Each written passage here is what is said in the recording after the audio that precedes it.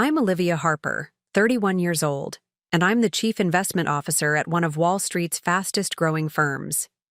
I manage billions in assets for clients worldwide, but for years, my parents saw me as nothing but a convenient source of income. When I was 22, they charged me $1,200 monthly rent to live in their basement while my sister enjoyed the master suite upstairs completely free. Last month at their 35th anniversary party, I handed them an envelope. Inside was the deed to their house, the house they'd been renting from me for the past 4 years without ever knowing it. Before we jump back in, tell us where you're tuning in from. And if this story touches you, make sure you're subscribed, because tomorrow, I've saved something extra special for you. Growing up in Westfield, Connecticut meant living surrounded by old money and generations of family wealth. Our neighborhood was filled with sprawling colonial homes, perfectly manicured lawns, and families who had summered in the same coastal towns for decades.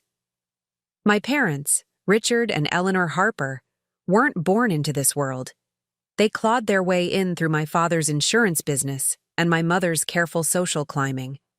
Our house on Maple Avenue wasn't the largest in the neighborhood, but it was respectable.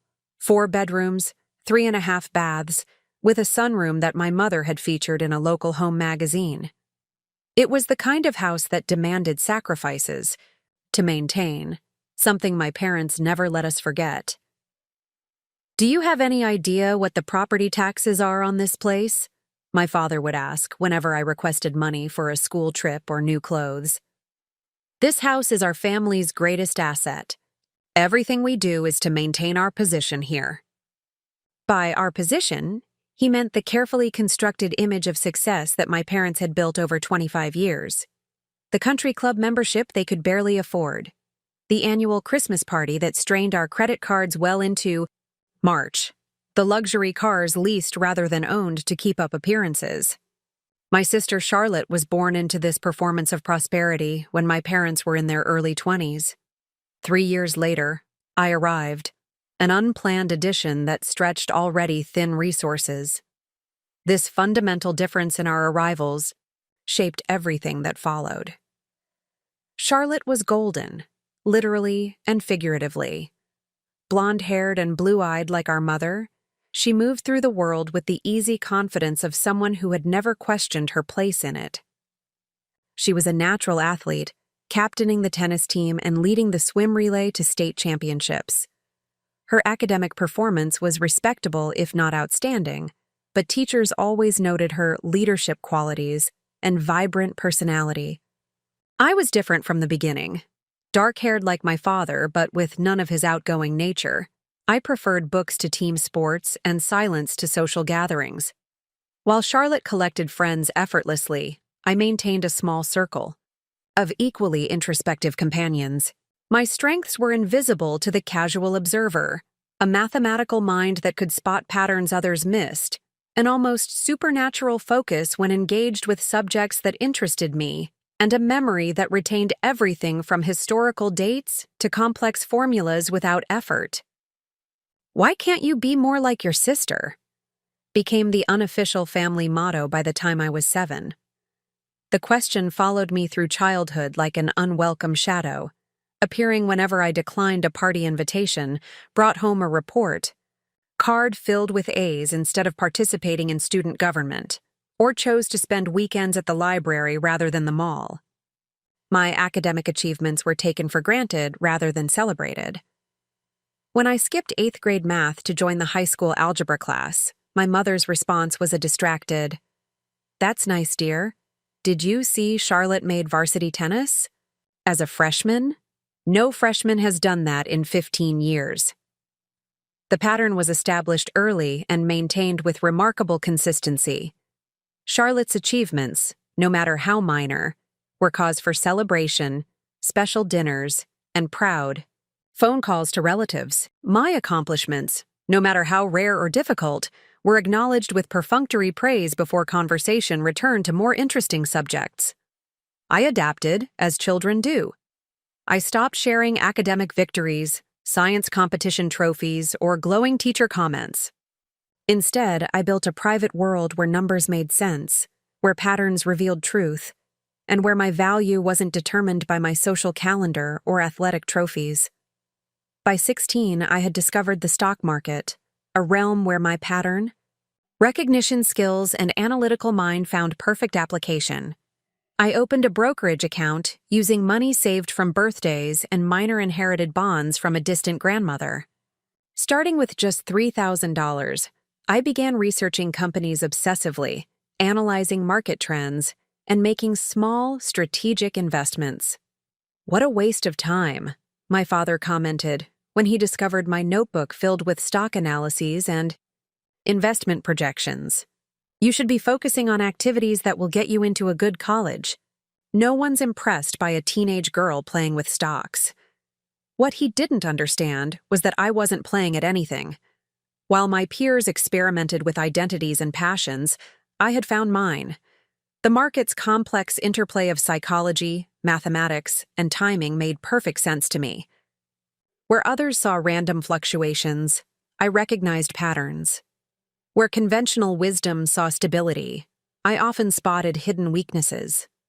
By senior year of high school, my initial $3,000 investment had grown to nearly $30,000, a fact I shared with no one in my family. I applied to colleges with strong finance programs, eventually accepting a scholarship to NYU's Stern School of Business. The scholarship covered tuition, but not housing or expenses, a detail that prompted the first major family conflict about money.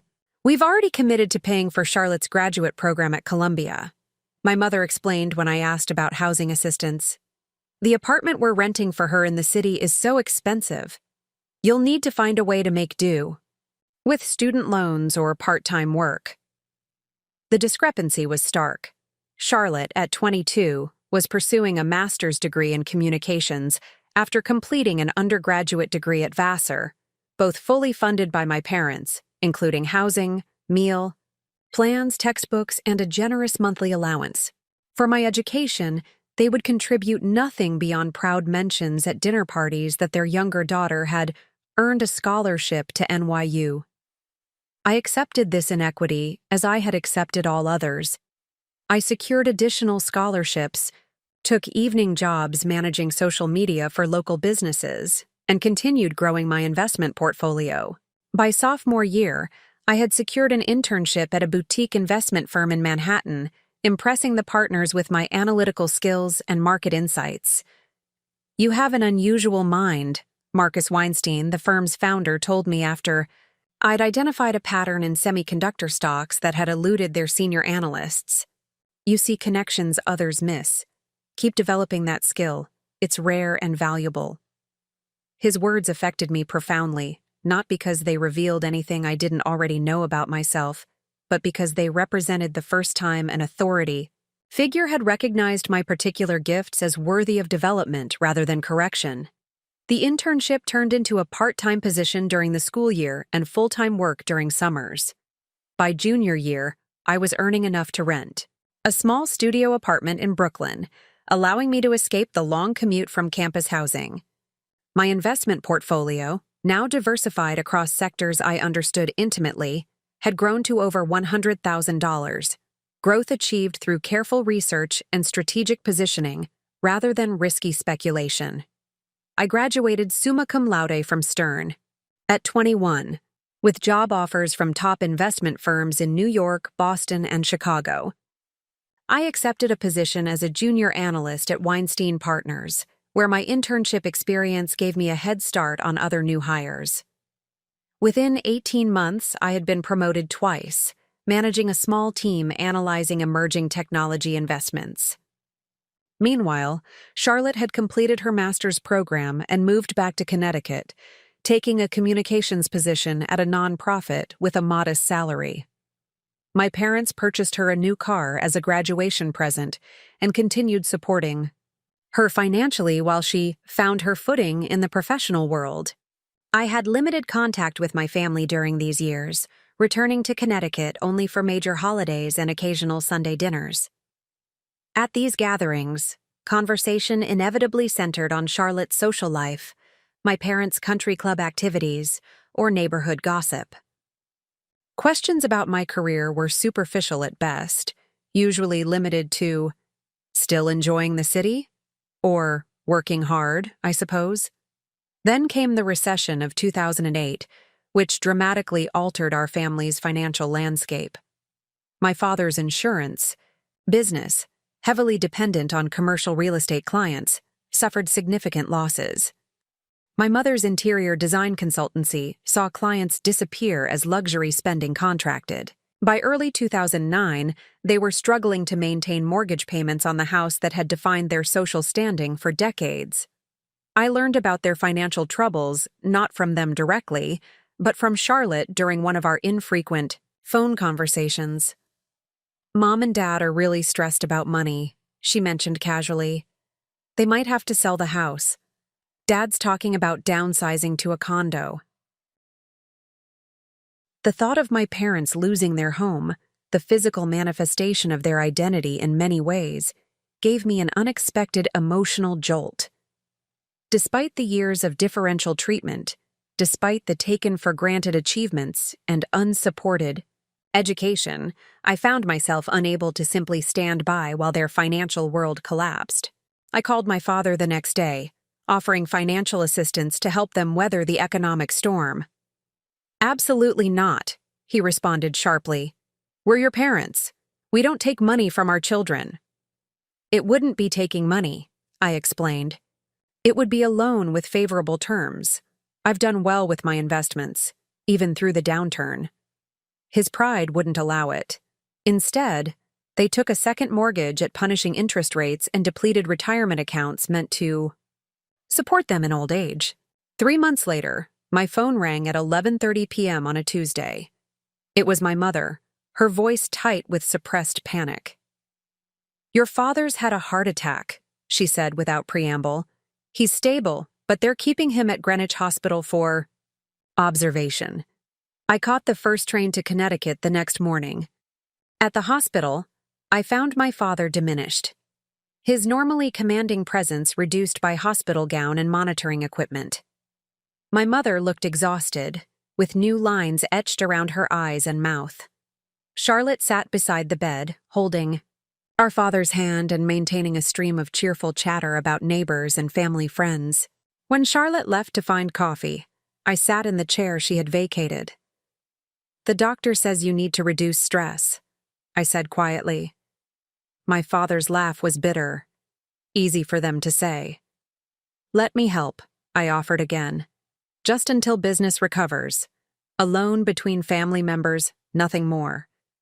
Perhaps it was the hospital setting, or the mortality reminder, or simple financial desperation, but this time he didn't immediately refuse. "What kind of terms?" he asked finally, his businessman's instincts surfacing even in weakness. "Low interest. Flexible repayment timeline. I'll have papers drawn up that protect everyone's interests." He nodded once, then closed his eyes, either in acceptance or exhaustion. I couldn't tell which. Preparing and narrating this story took us a lot of time, so if you are enjoying it, subscribe to our channel. It means a lot to us. Now back to the story.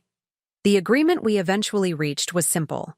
I would provide $150,000 to clear the predatory second mortgage and establish a cushion for ongoing expenses. In return, I would receive a promissory note secured by the house, with interest at 2% annually, far below market rates but sufficient to keep the arrangement businesslike rather than charitable. What I didn't tell my parents was that by this point, at age 24, my investment portfolio had grown to over $2 million. The recession that had devastated their finances had provided extraordinary opportunities for someone with capital and insight to acquire undervalued assets. While I hadn't anticipated the specific market collapse, my habitual caution had positioned me with significant cash reserves when others were forced to liquidate holdings at any price. My parents accepted the loan with a mixture of gratitude and discomfort. The money stabilized their situation, allowing my father to recover without immediate financial pressure and giving his business time to adapt to changed market conditions. Within 6 months, he was back at work, though at a reduced pace that acknowledged his health concerns. I expected this financial intervention might alter our family dynamic, perhaps earning a new respect for my capabilities or at least recognition of my professional success. Instead, a strange phenomenon occurred. The financial assistance was simultaneously critical to their survival and completely unacknowledged in family discourse. At holiday gatherings, talk still centered on Charlotte's social connections and community involvement. My mother still introduced me to her friends as my younger daughter who works in finance in the city, while Charlotte was described with elaborate detail about her philanthropic committee positions and dating prospects. When financial matters were discussed, it was always in terms of my father's business recovery. Richard has shown such resilience in rebuilding after the downturn, with no mention of the cash infusion that had made that recovery possible. This peculiar silence might have continued indefinitely had circumstances not forced another intersection of our financial lives in the summer of 2010. I had accepted a new position at Blackwater Investment Group, a prestigious firm that offered both significantly higher compensation and the opportunity to manage larger portfolios with greater autonomy. The job required longer hours and more travel, making my Brooklyn apartment increasingly impractical as a home base. Around this same time, my maternal grandmother passed away after a brief illness. She had lived in a small apartment in downtown Westfield for the 15 years since my grandfather's death, subsisting on his pension and modest savings. The funeral brought the entire family together, including relatives we saw rarely. During the reception following the service, my mother approached me with an unexpected proposition. "Your father and I have been talking," she began, stirring her coffee absently. "With your new position, you must be doing well financially." I nodded cautiously, unsure where this was heading. "We thought perhaps you might want to move back to Connecticut. The commute to the city isn't terrible, and you'd have more space than in that tiny Brooklyn apartment you've described." "I'm not sure that makes sense with my schedule," I replied. "The hours are demanding and late-night trains." "You wouldn't need to find a place right away," she interrupted. "You could stay with us temporarily. The basement has that separate entrance your father installed years ago. You'd have privacy." The suggestion surprised me. I had assumed any return to my parents' home would be viewed as regression rather than practical arrangement. Before I could formulate a response, my mother continued with the detail that clarified her sudden interest in my living situation. "Of course, we'd need to charge you reasonable rent. The house expenses are considerable, as you know. $1,200 a month would be fair for the basement suite, given the neighborhood." The figure struck me as high for a converted basement, even in Westfield's expensive market. But more striking was the fundamental principle. My parents wanted to charge their adult daughter significant rent while simultaneously hosting my sister rent-free in the master bedroom suite, a fact I had learned during casual conversation with Charlotte earlier that day. "Charlotte's living at home?" I asked, keeping my tone neutral. "Just until she decides on her next career move," my mother explained. "The nonprofit work was rewarding but didn't offer much advancement potential. She's exploring several exciting opportunities." "And she pays rent as well?" My mother's slight hesitation told me everything before she even spoke. "Charlotte's situation is different. She's between positions right now, and her car payment is quite high. Besides, she helps around the house tremendously, organizing your father's files, helping me with dinner parties. It's a different arrangement." It had always been a different arrangement. That was precisely the point. I should have declined immediately. I had the financial means for comfortable housing anywhere. In the New York metropolitan area, my salary at Blackwater started at $225,000 annually plus performance bonuses, and my investment portfolio had continued its steady growth. There was no practical reason to accept such an obviously inequitable arrangement. Yet something compelled me to say yes. Perhaps curiosity about whether our family dynamic might finally evolve, or simply the convenient timing as my Brooklyn lease ended. Whatever the reason, 2 weeks later, I moved into the converted basement of my parents' home, writing my first $1,200 rent check with a sense of surreal detachment. The basement suite consisted of a bedroom, small sitting area, and bathroom, all finished with the minimum standard my father considered acceptable for living space. The separate entrance provided nominal independence, but practical matters, laundry, kitchen access, parking, required regular interaction with the household upstairs. Charlotte occupied the true master suite on the second floor, the largest, bedroom with attached bath and sitting room that had originally been my parents' domain. They had relocated to the slightly smaller guest suite across the hall, explaining that Charlotte needed the extra closet space for her professional wardrobe when she moved home after graduate school. This wardrobe was apparently still essential, though she remained unemployed 18 months later. Living under the same roof quickly revealed the extent to which different standards applied to the Harper daughters. Charlotte's unemployed status was described as exploring opportunities and being selective about the right cultural fit. My 80-hour work weeks were referenced as always at the office or too busy for family time.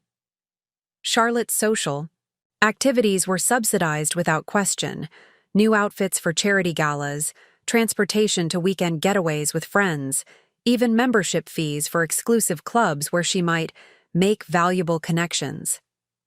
Meanwhile, my mother inquired whether my rent might be increased to $1,500 after she noticed my new designer handbag, suggesting that, clearly, your financial situation allows for luxury purchases. Most revealing were the family dinners, which I attended when my work schedule permitted.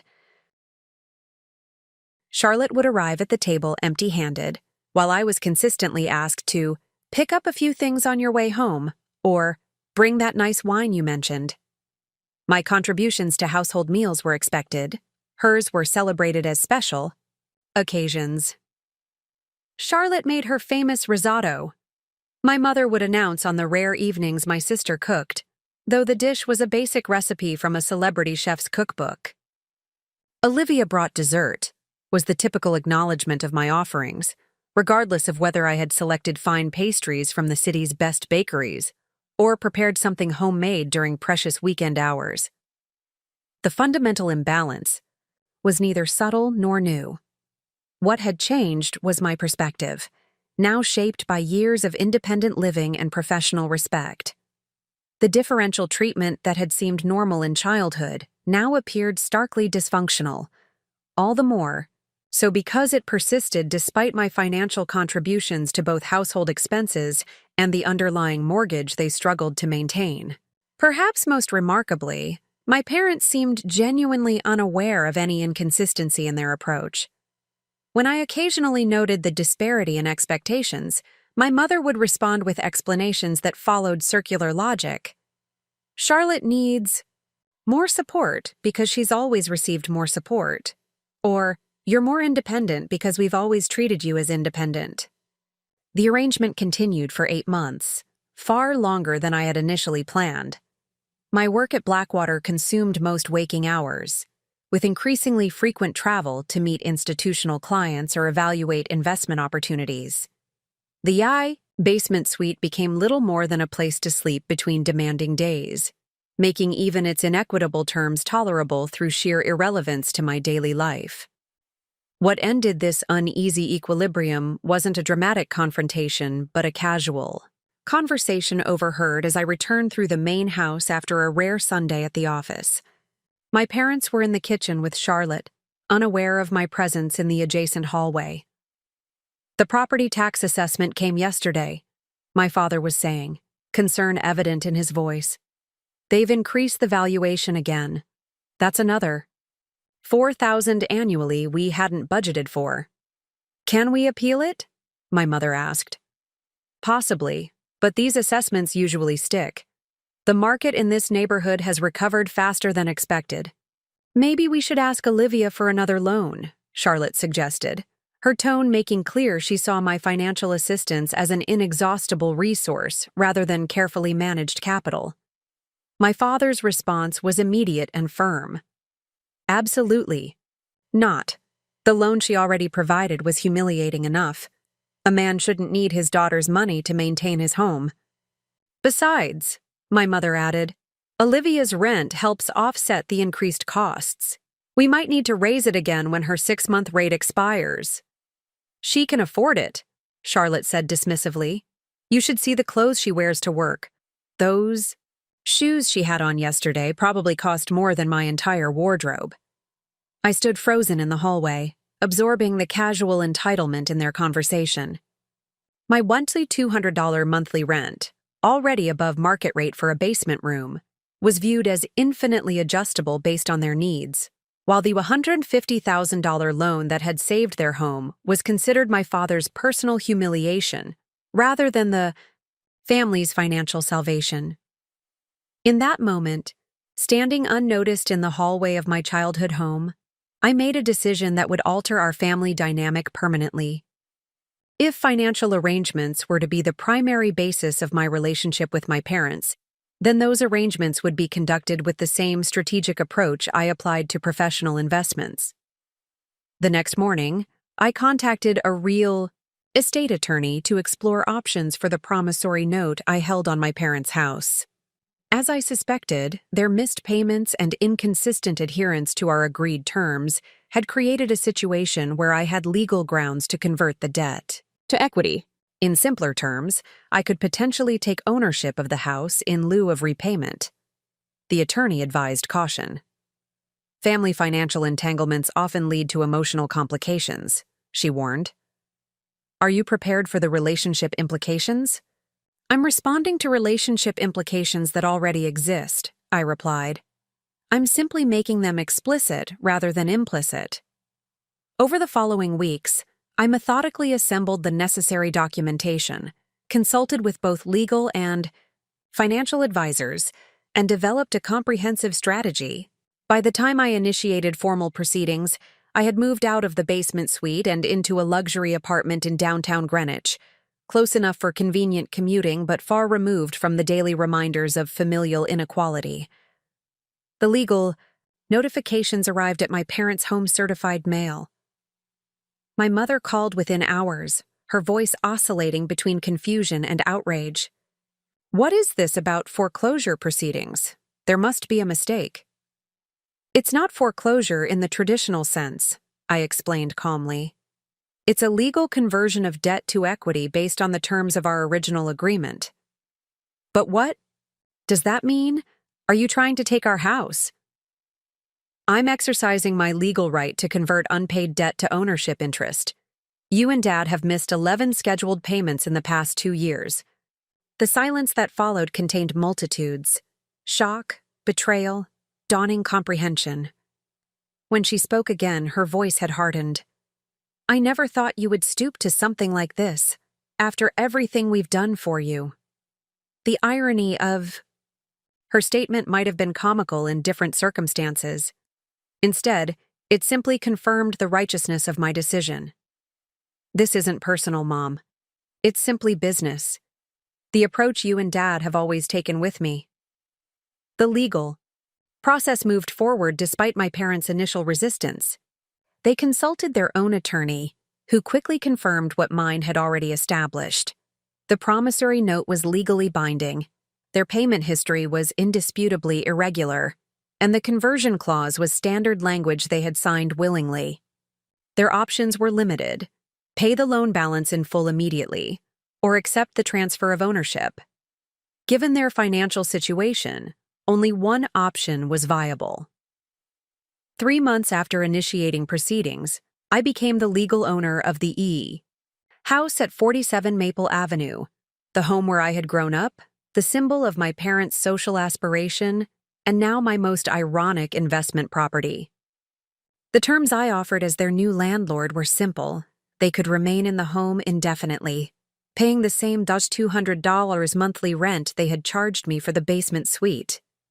The amount was below market rate for a property of that size and location, a fact I explicitly noted in our written agreement, but sufficient to cover property taxes and maintenance costs.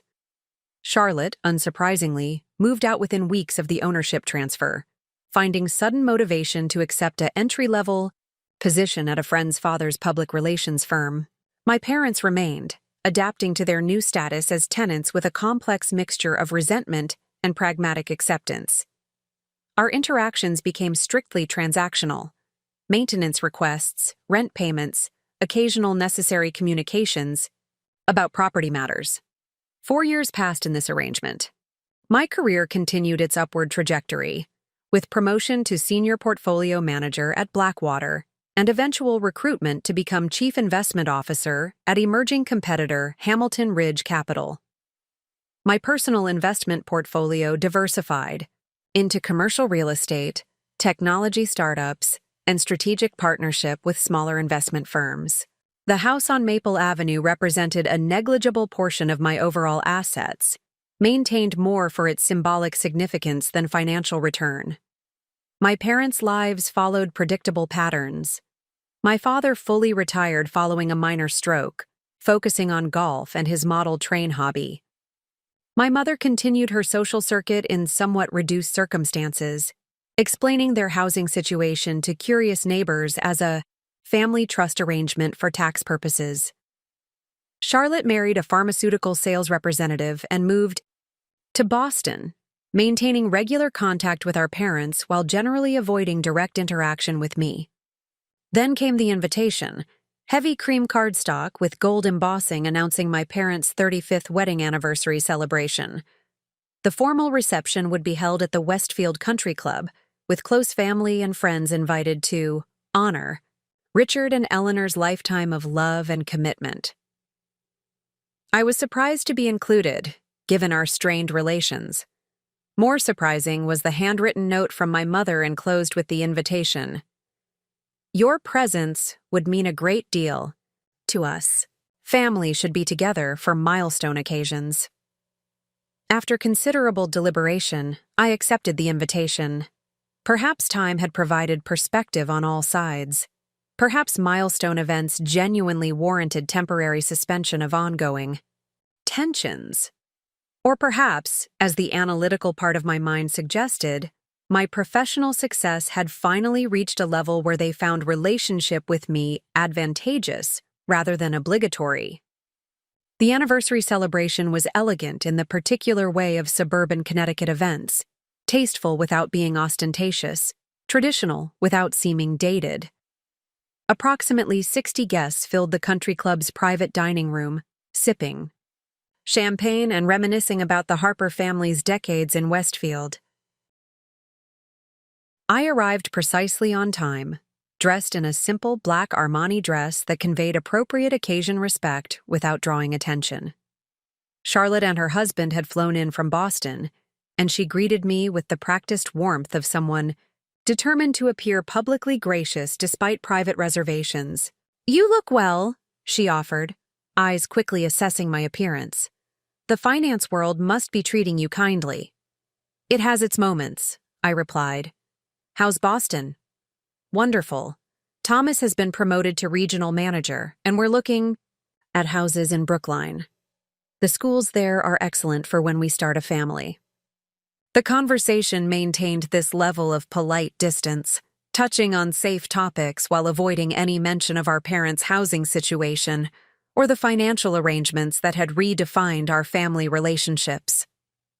My parents made their entrance, to applause from assembled guests. They looked older, yet essentially unchanged, my father still carrying himself with the confident posture of someone accustomed to authority, my mother elegant in a champagne-colored dress that complemented her carefully maintained blonde hair. They moved through the room accepting congratulations and reminiscences, eventually making their way to where I stood near the terrace doors. Olivia, you came. My mother's greeting held genuine surprise despite my RSVP. Congratulations to you both, I replied, offering the envelope I had brought. I have something for you. My father eyed the envelope suspiciously. You didn't need to bring a gift. Your presence is sufficient. It's something I've been considering for some time, I explained. Today seemed an appropriate occasion. My mother accepted the envelope with visible curiosity, opening it carefully to avoid damaging her manicure. Inside was a single document, the deed to 47 Maple Avenue, modified to transfer ownership from Olivia Harper as sole proprietor to Richard and Eleanor Harper as joint tenants. I watched as comprehension dawned slowly in their expressions, confusion giving way to disbelief and finally cautious hope. "Is this real?" my father asked, his voice uncharacteristically uncertain. "It's official as of yesterday," I confirmed. "The house is yours again, free and clear.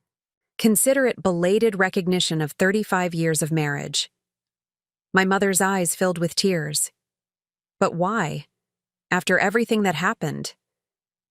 The question hung between us, laden with years of complicated history and unequal treatment.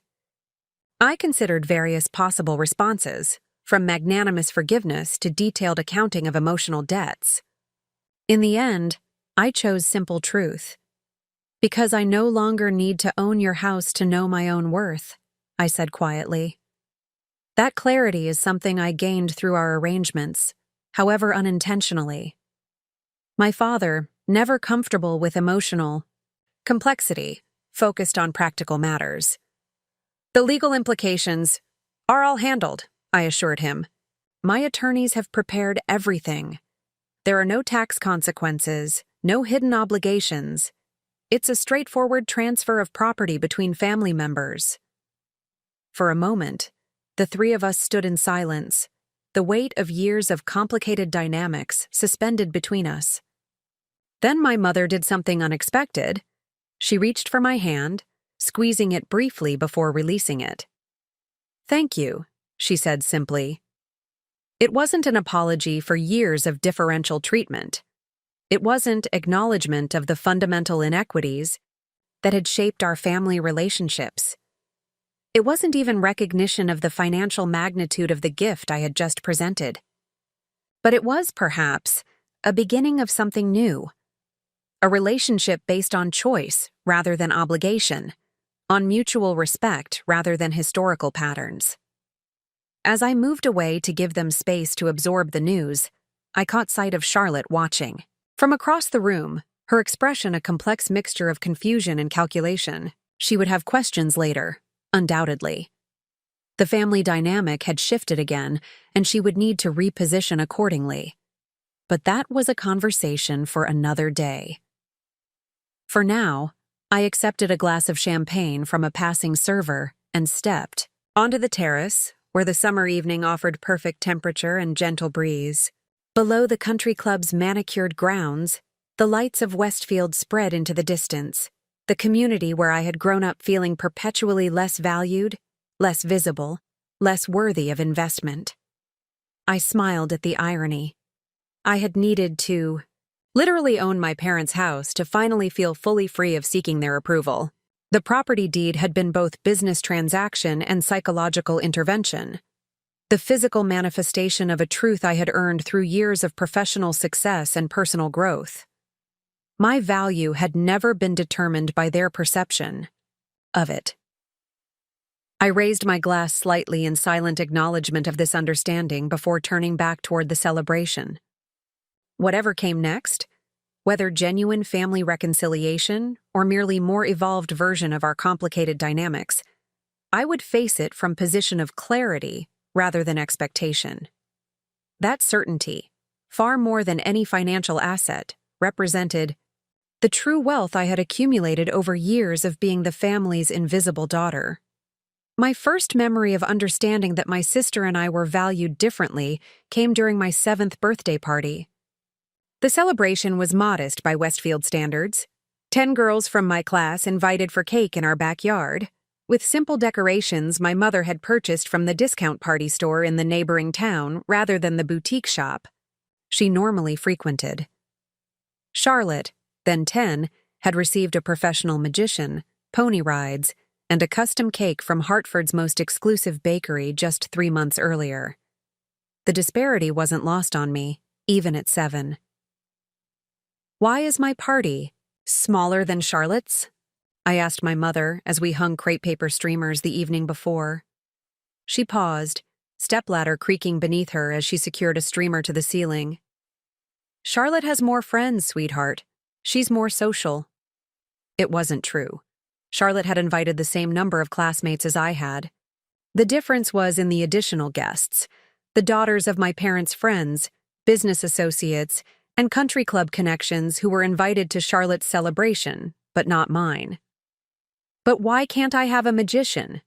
My mother sighed, the sound carrying familiar notes of impatience and resignation. Olivia, we've discussed the family budget for birthday parties. Charlotte's was a bit more special because she reached double digits. 10 is a milestone. Even then, I recognized the inconsistency.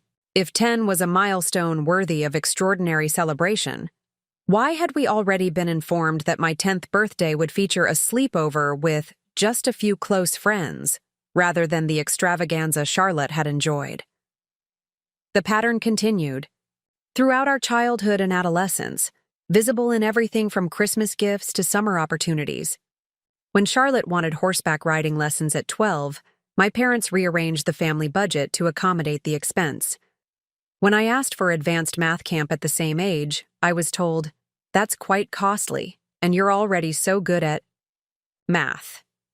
Wouldn't you rather do something that develops other skills?" Our educational trajectories diverged early, though not in the way one might expect, given our respective strengths. Charlotte attended Westfield Academy, the prestigious private school that served as educational gateway to New England's elite universities. Despite my consistently higher academic performance, I was enrolled in public school, with my mother explaining, "You're naturally bright. You'll excel anywhere. Charlotte needs more individualized attention." The real reasoning became clearer as we approached college age. Charlotte's path was predetermined, private education culminating in admission to a prestigious university where she would make connections that would serve her throughout life. My academic development was secondary to its potential financial utility. "With your math skills, you could get scholarships," my father noted approvingly when I brought home perfect scores on standardized tests. "That will save us a fortune in college expenses." The narrative was consistent. Charlotte's education was an investment in her future prominence. Mine was a potential cost-saving opportunity for the family. Charlotte was cultivated. I was expected to cultivate myself. By high school, I had internalized these expectations so thoroughly that I no longer questioned them. I pursued academic excellence not for parental approval, which had proven perpetually elusive, but for the independence it would eventually provide. When my calculus teacher suggested I apply for a specialized weekend program at Yale for mathematically gifted students, I didn't bother mentioning it to my parents until after I'd been accepted with full scholarship. New Haven, every weekend? My mother frowned over dinner when I finally shared the news. "That's quite a commitment. Who will drive you?" "There's a carpool with other students from the region," I explained. "I've already arranged everything." My father looked up from his plate, momentarily interested. "Full scholarship, you said?" I nodded, already understanding his primary concern. "Well, that's sensible," he approved. "Good for you, taking initiative." The Yale program introduced me to financial mathematics, the elegant application of advanced mathematical concepts to markets, risk, and investment strategy. While other participants gravitated toward pure theoretical mathematics or physics applications, I found myself fascinated by the complex interplay of quantitative models and human behavior that drove financial systems. Professor Hirsch, the program's director, noticed my particular interest. After a Saturday session on stochastic calculus, he invited me to stay for further discussion. "You have an unusual combination of talents, Ms. Harper," he observed, leaning back in his chair. "Strong technical skills, certainly, but also intuitive grasp of the human factors that mathematical models often miss." Financial systems seem more interesting than pure mathematics, I admitted. There are patterns, but they're influenced by psychology and unpredictable events. He smiled slightly. Precisely. Many brilliant mathematicians fail on Wall Street because they believe markets must behave according to their elegant models. The most successful quantitative investors recognize that models are tools for understanding reality, not reality itself. He recommended additional readings and connected me with former students now working in investment management. These contacts provided insights far more valuable than anything available through my high school's limited career counseling. By senior year, I had developed a clear vision for my future that had nothing to do with my parents' expectations or my sister's predetermined path. While Charlotte toured liberal arts colleges with our mother, evaluating campuses based on social atmosphere and alumni connections, I researched specialized finance programs and scholarship opportunities. My acceptance to NYU's Stern School of Business with substantial merit scholarship should have been cause for family celebration. Instead, it highlighted the fundamental asymmetry in how my parents viewed their daughter's achievements. NYU is a good school, my father acknowledged when I shared the news, though not quite Vassar or Williams. These were the schools Charlotte was choosing between, both with significantly lower academic requirements than Stern, but the right pedigree for Westfield society. Stern is actually ranked among the top undergraduate business programs nationally, I pointed out, struggling to keep defensiveness from my voice. And the scholarship covers most of the tuition. That's fortunate, my mother commented. With Charlotte starting at Vassar in the fall, we'll have significant educational expenses. The message was clear. Charlotte's education was the family priority. Mine was, at best, a secondary consideration managed primarily through my own efforts. I arrived at NYU in September 2001, 1 week before the attacks that would transform Lower Manhattan and the nation. The university temporarily relocated classes away from its downtown campus, creating logistical challenges on top of the emotional impact affecting everyone in the city. These extraordinary circumstances accelerated my independence from family structures. With transportation disrupted and communications unreliable, students learned to depend on immediate community rather than distant support systems. I formed close friendships with classmates similarly focused on creating security through competence rather than connection. Maria Delgado, my first-year roommate and eventual close friend, noticed my self-sufficiency early in our acquaintance. "You never call your parents," she observed one evening as she finished her weekly phone conversation with her family in Miami. "Even after everything that's happened." I shrugged, continuing to review notes for our financial accounting midterm. "They know I'm fine, we're not really phone people." The truth was more complicated. I had called home exactly once after the attacks, reaching my mother who expressed appropriate concern before quickly shifting to news about Charlotte's adjustment to Vassar and my father's golf tournament. The brevity and superficiality of the conversation had made clear that even national tragedy wouldn't fundamentally alter our family's emotional dynamics. Maria, raised in a demonstrative Cuban-American family where daily phone calls were standard, found my familial distance incomprehensible. "That's just weird, Olivia. Families are supposed to check in, make sure you're eating, ask about your classes, send care packages with your favorite snacks." Her description of normal family behavior sounded like fiction to me, pleasant but unrelated to my experience. Rather than trying to explain, I redirected the conversation to our upcoming exam, an area where I felt far more confidence. Academic excellence came naturally at Stern, where quantitative skills and analytical thinking were valued rather than considered socially inhibiting. I maintained a perfect GPA while pursuing increasingly specialized coursework in investment, analysis, financial modeling, and market structures. By sophomore year, I had secured a coveted internship at Goldman Sachs, an opportunity normally reserved for juniors and seniors. The internship provided more than professional experience. It offered financial independence beyond my scholarship stipend. The compensation, generous even for interns, allowed me to remain in the city during summer and winter breaks rather than returning to Connecticut. These extended absences further attenuated already limited family connections. My relationship with Charlotte evolved into annual holiday encounters and occasional brief phone conversations, usually initiated by her. She completed her undergraduate degree at Vassar and immediately enrolled in Columbia's Communications Master's program, both fully funded by our parents, despite their increasingly evident financial strain. "Dad's business is struggling," Charlotte mentioned during one of our rare calls in early 2008. "Something about commercial insurance markets and credit problems." Mom's had to cut back on her charity committee involvement to save on all the donation requirements. I had been tracking financial markets closely as part of my professional development and understood the brewing crisis far better than my sister.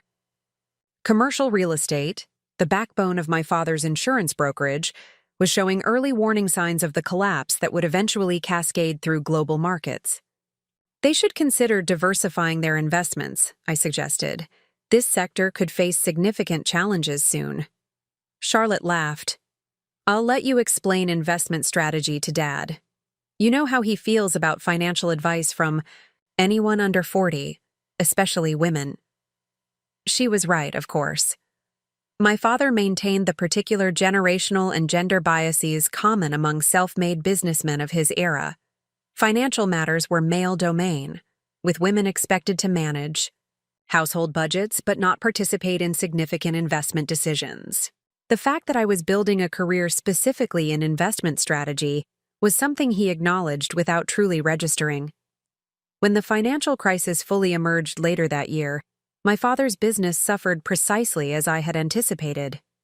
The insurance brokerage focused on commercial real estate lost major clients to bankruptcy and struggled with dramatically reduced commissions as property transactions ground to a halt.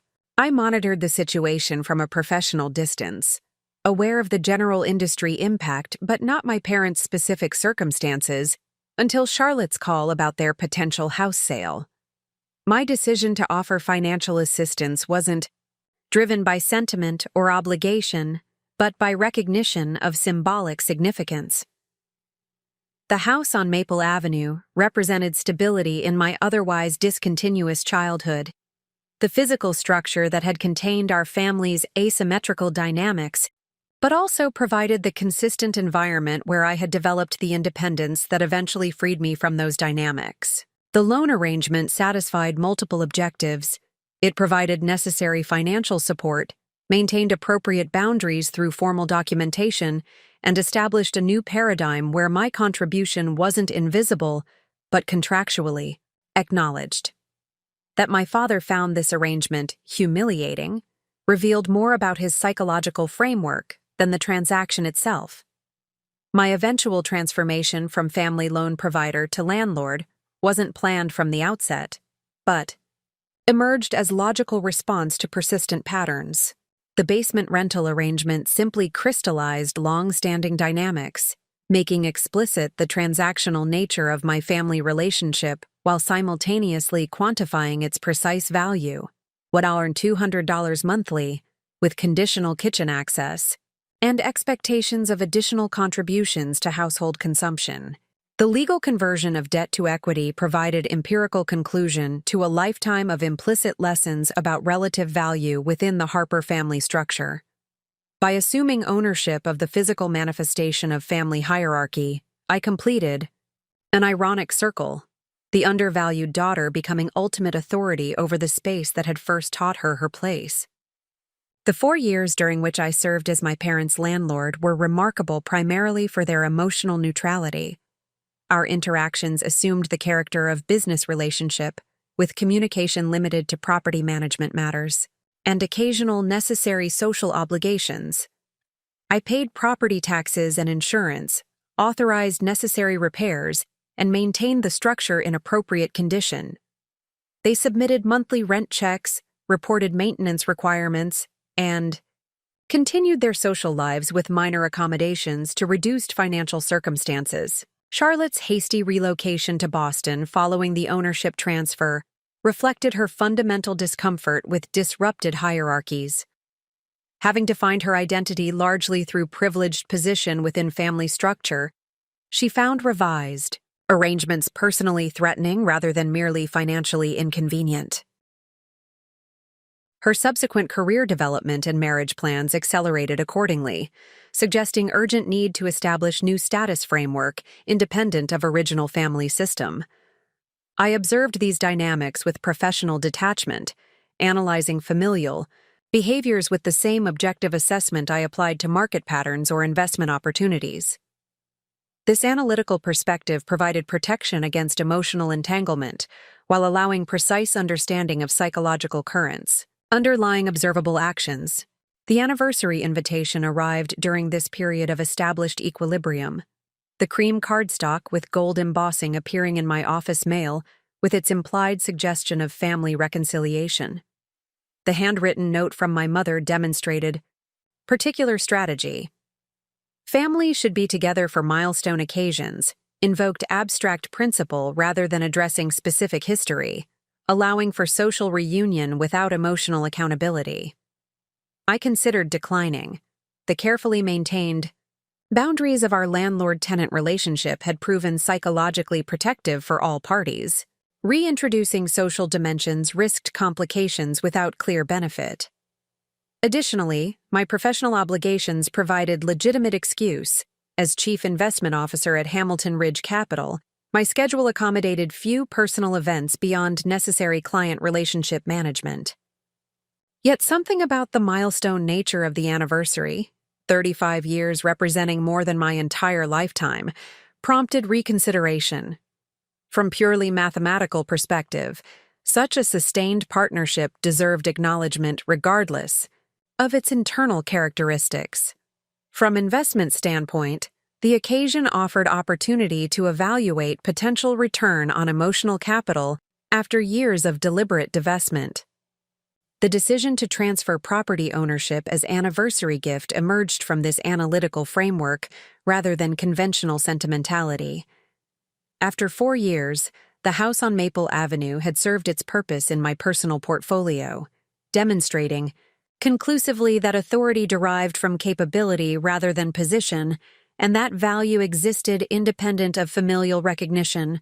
The asset had generated its maximum psychological return and could be divested without significant opportunity cost. The surprise evident in my parents' expressions when they opened the deed transfer confirmed my assessment. They had adapted to revised power dynamics, but never truly integrated the reality of their dependence on the daughter whose potential they had systematically underestimated.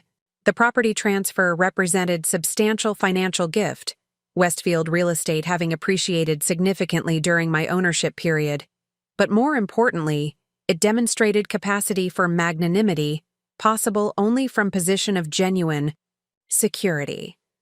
Because I no longer need to own your house to know my own worth, I explained when my mother questioned my motivation. The statement contained complete truth. The basement rental, the loan default, the ownership transfer, all had been necessary stages in empirical demonstration of value systems operating within our family structure. Having conclusively established the objective reality that had always existed beneath subjective family mythology, I could relinquish symbolic control without surrendering essential understanding. Charlotte's reaction from across the room, that complex mixture of confusion and calculation I observed as she watched our parents receive the deed, revealed her recognition that family equations had fundamentally changed.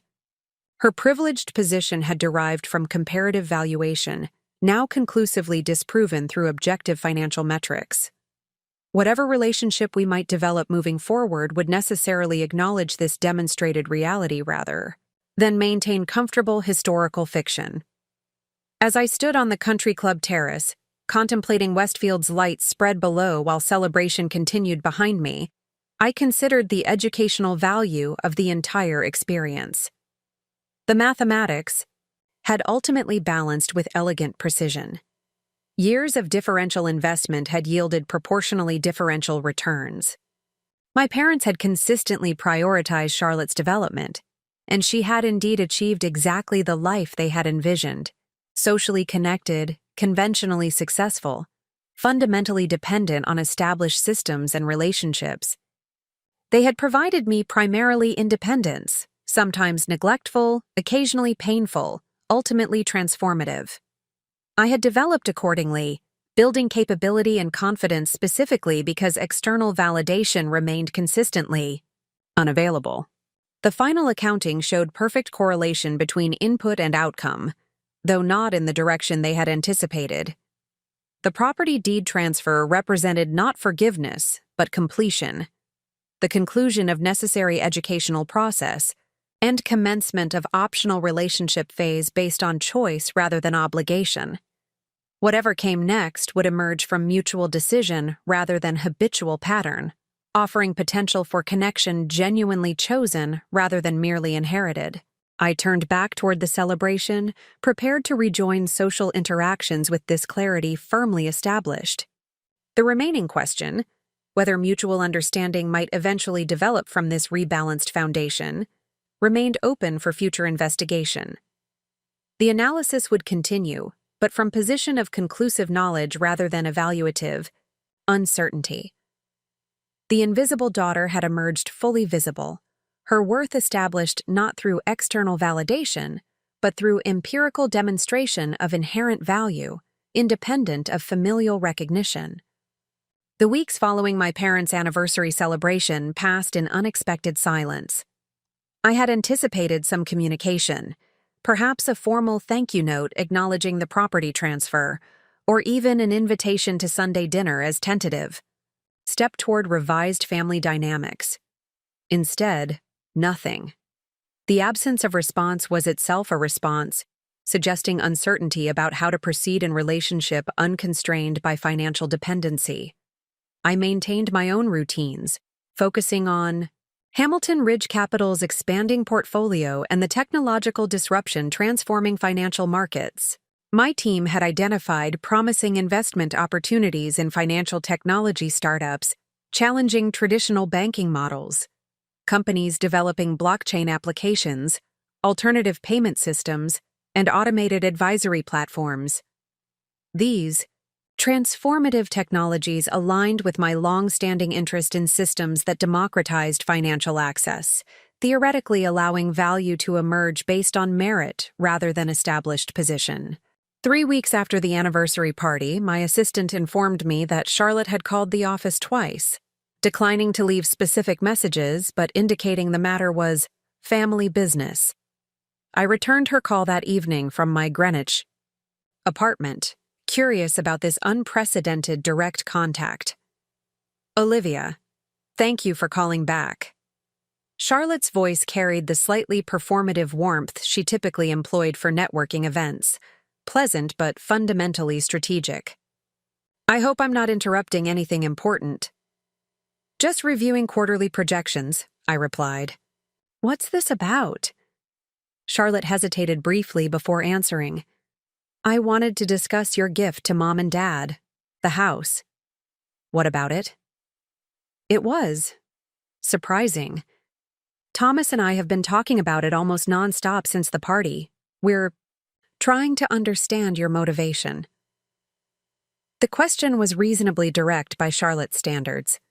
Throughout our lives, she had preferred indirect communication, implications, suggestions, and carefully constructed narratives that allowed plausible deniability if directly challenged.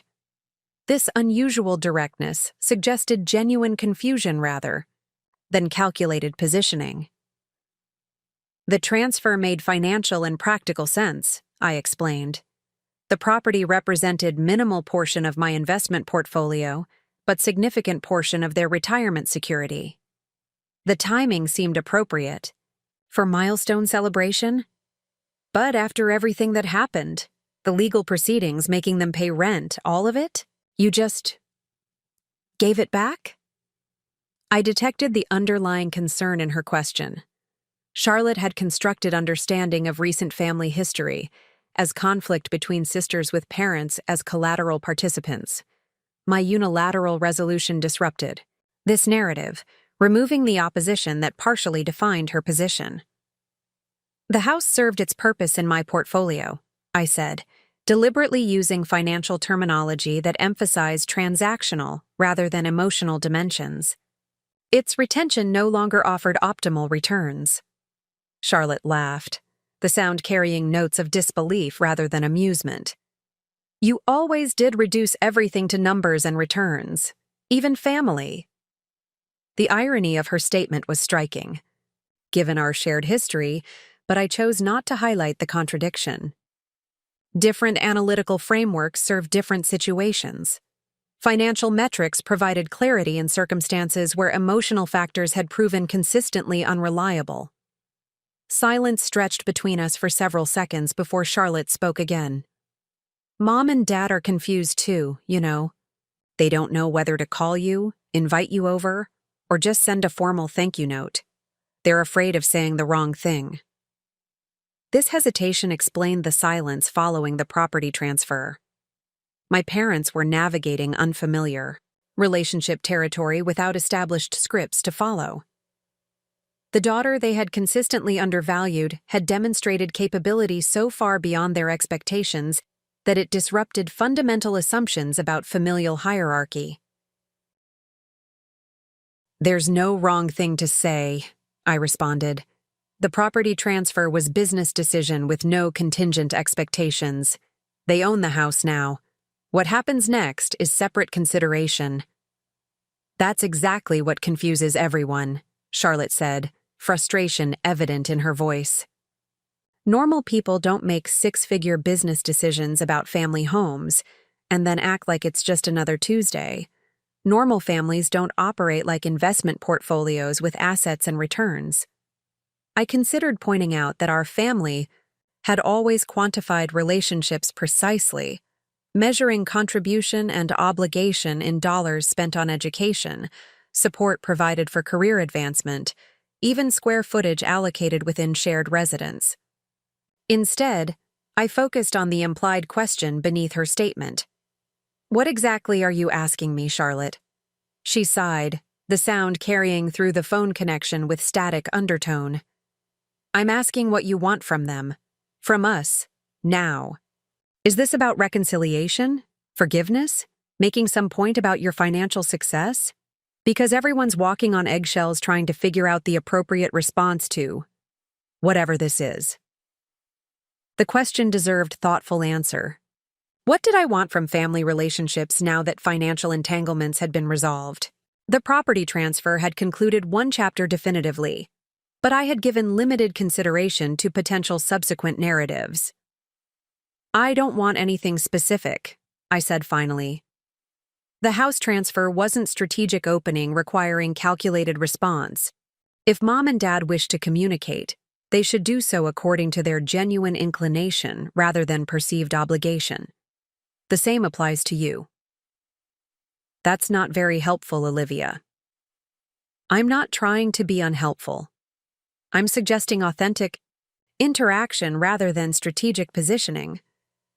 If that's an uncomfortable concept, perhaps that itself reveals something worth examining.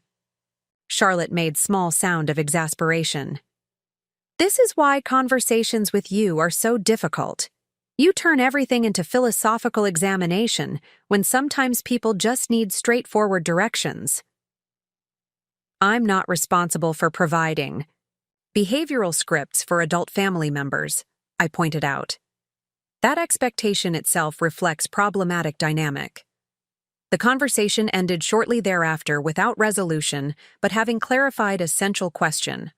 What relationship, if any, did I want with family now that financial imbalances had been conclusively addressed? The answer wasn't immediately apparent even to me, requiring careful consideration of potential arrangements and their relative value. 2 days later, my assistant forwarded email from my mother requesting lunch the following week. The message was brief and uncharacteristically direct. Olivia, I'd appreciate opportunity to speak with you privately. Are you available for lunch next Wednesday? Eleanor Harper. The formal tone and use of full name suggested uncertainty about appropriate familiarity level. reasonable given our landlord-tenant relationship over preceding 4 years.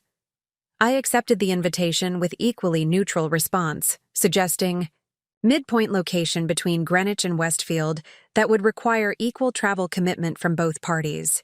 The restaurant I selected was upscale but not ostentatious, contemporary American cuisine in converted historical building with appropriate privacy between tables for substantive conversation. I arrived 15 minutes early, selecting corner, table that offered clear sightlines to entry and minimal ambient noise from adjacent diners. My mother appeared precisely at agreed time, demonstrating uncharacteristic punctuality that suggested particular importance attached to this meeting. She had dressed carefully in navy suit that communicated both respect for occasion and awareness of current business aesthetics rather than country club sociability. The subtle shift in presentation indicated recognition of revised relationship parameters. This was meeting between equals rather than maternal authority engaging filial obligation. Olivia, thank you for agreeing to see me. She settled into the chair opposite mine, placing handbag precisely at her feet. You look well. Thank you. So do you. Preliminary small talk proceeded through appropriate conversational checkpoints, observations about restaurant, comments on unseasonably mild weather, polite inquiries about general well-being. Throughout this exchange, I observed my mother's unusual attention to conversational equity, matching question for question, offering substantive rather than perfunctory responses, maintaining eye contact rather than scanning room for more significant social opportunities. After ordering, she folded her hands on the table and addressed the obvious purpose of our meeting. Your father and I have been discussing your anniversary gift at length. We're still processing its implications. There are no hidden implications, I assured her. The property transfer is complete and unconditional. That's what makes it so difficult to understand. She paused as server delivered water glasses.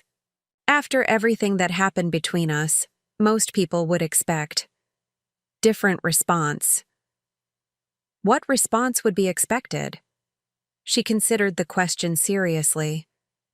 Continued estrangement, perhaps, or demands for apology and acknowledgement of past inequities, or continuation of landlord arrangement to maintain advantage. Certainly not outright gift of substantial property without preconditions. Those approaches would serve no constructive purpose, I noted. They would prioritize emotional settlement over practical resolution. My mother studied me with unexpected intensity. You've always been practical. Even as small child, you approached problems with remarkable rationality.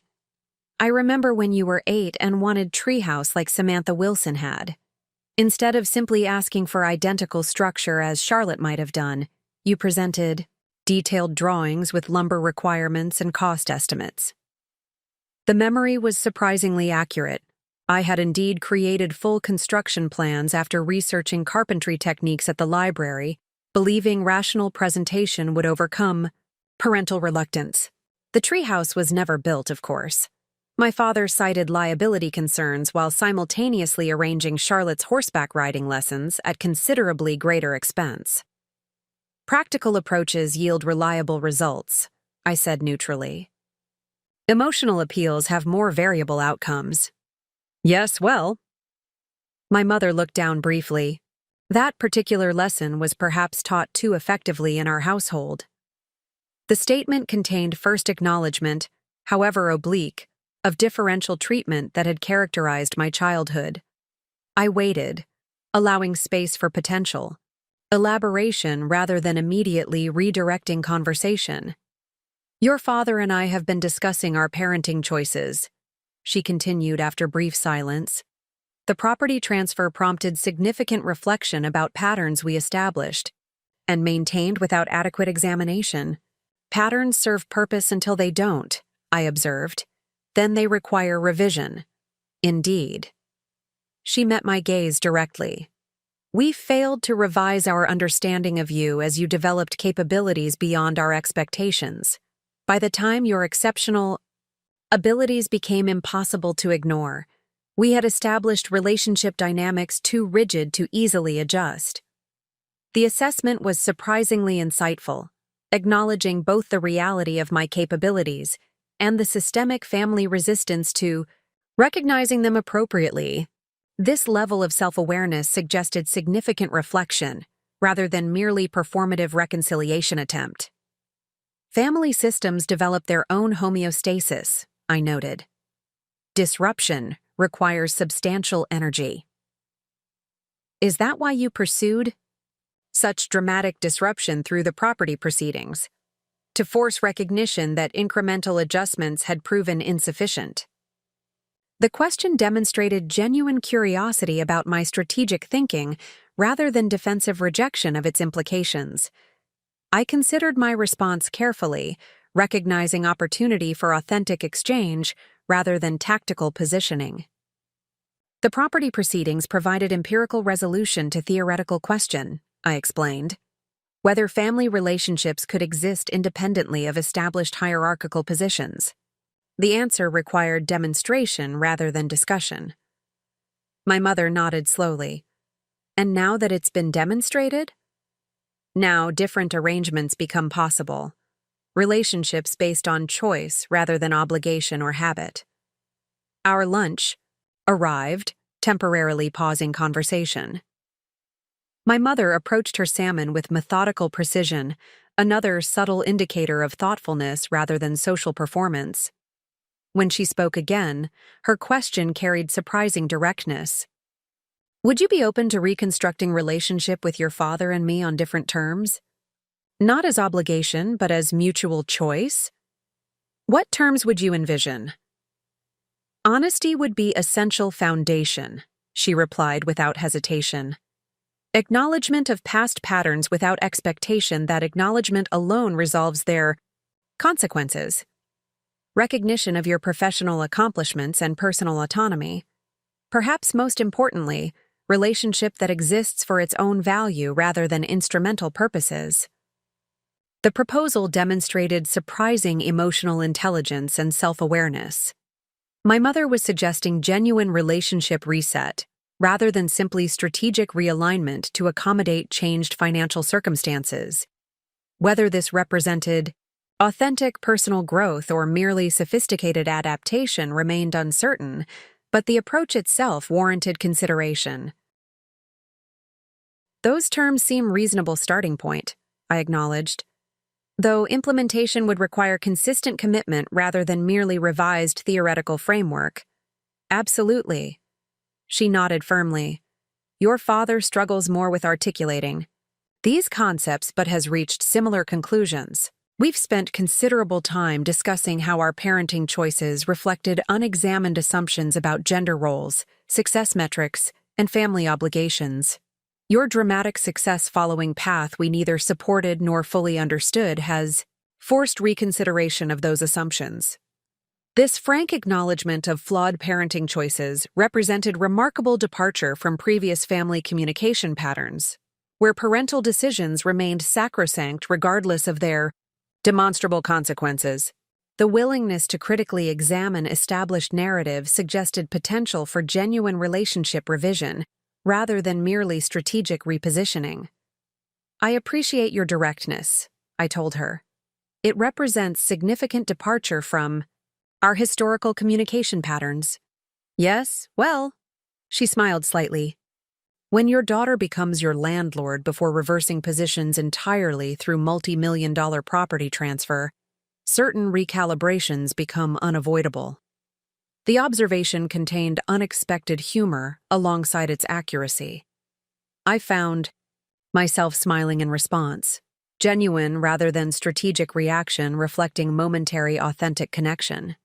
I would be open to exploring revised relationship parameters, I confirmed, with appropriate expectations regarding pace and scope of potential changes. That seems reasonable. My mother hesitated before adding, Your father wondered if you might be willing to join us for dinner next Sunday. Nothing formal, just opportunity for conversation in more comfortable setting than anniversary celebration allowed. The invitation represented logical next step in relationship reconstruction. Controlled environment, allowing limited interaction with clear boundaries and defined conclusion point. I considered my schedule, noting no significant conflicts that would prevent acceptance. Sunday dinner would be acceptable. Please let me know what time would be convenient. Relief flickered briefly across my mother's features before being replaced by composed acknowledgement. 7 o'clock would work well, nothing fancy, just family dinner. Family dinner. The phrase carried complex associations spanning childhood. Experiences of differential treatment, alongside potential for revised dynamics under substantially changed circumstances. The invitation represented both acknowledgement of shared history and possibility of altered trajectory moving forward. We completed our lunch with conversation touching on neutral subjects: community developments in Westfield, evolving restaurant scene in Greenwich, exhibition at nearby art museum we had both independently visited. Throughout this exchange, I noted my mother's continued attention to conversational equity and authentic engagement, listening actively to my observations rather than merely waiting for opportunities to redirect discussion toward preferred topics. As lunch concluded, she insisted on paying the check despite my automatic offer to handle it. "This was my invitation," she stated firmly. "I appreciate you making time in your schedule." The gesture, while minor, represented another indicator of revised relationship parameters, acknowledgement of my time's value and appropriate reciprocity rather than assumption of filial obligation. Such small recalibrations, if consistently maintained, might eventually establish foundation for genuinely equitable relationship rather than merely modified version of historical power dynamics. We parted with appropriate farewell in restaurant. Parking lot. My mother briefly touching my arm in gesture that managed to communicate both respect for personal boundaries and genuine connection. "Thank you for today, Olivia. It meant a great deal." "It was constructive exchange," I acknowledged. "I look forward to continuing conversation Sunday." As I drove back to Greenwich, I considered the meeting's implications with analytical objectivity. My mother had demonstrated surprising self-awareness and willingness to acknowledge historical patterns without defensive justification. Whether this represented genuine perspective shift or merely sophisticated adaptation remained uncertain, but the approach itself warranted provisional acceptance pending further evidence. The Sunday dinner invitation presented opportunity to assess both parents' commitment to relationship revision within more historically loaded context. The family home, now legally theirs but previously site of significant power recalibration, would provide revelatory setting for demonstrating whether proposed changes represented superficial tactical adjustment or fundamental strategic reorientation. Charlotte's position within this evolving dynamic remained undefined. Her unexpected phone call suggested awareness that family system was undergoing significant restructuring, potentially affecting her historically privileged position. Whether she would engage constructively with revised parameters or attempt to reinforce established hierarchies remained uncertain variable requiring careful monitoring. I recognized potential value in reconstructed family relationships under appropriate conditions.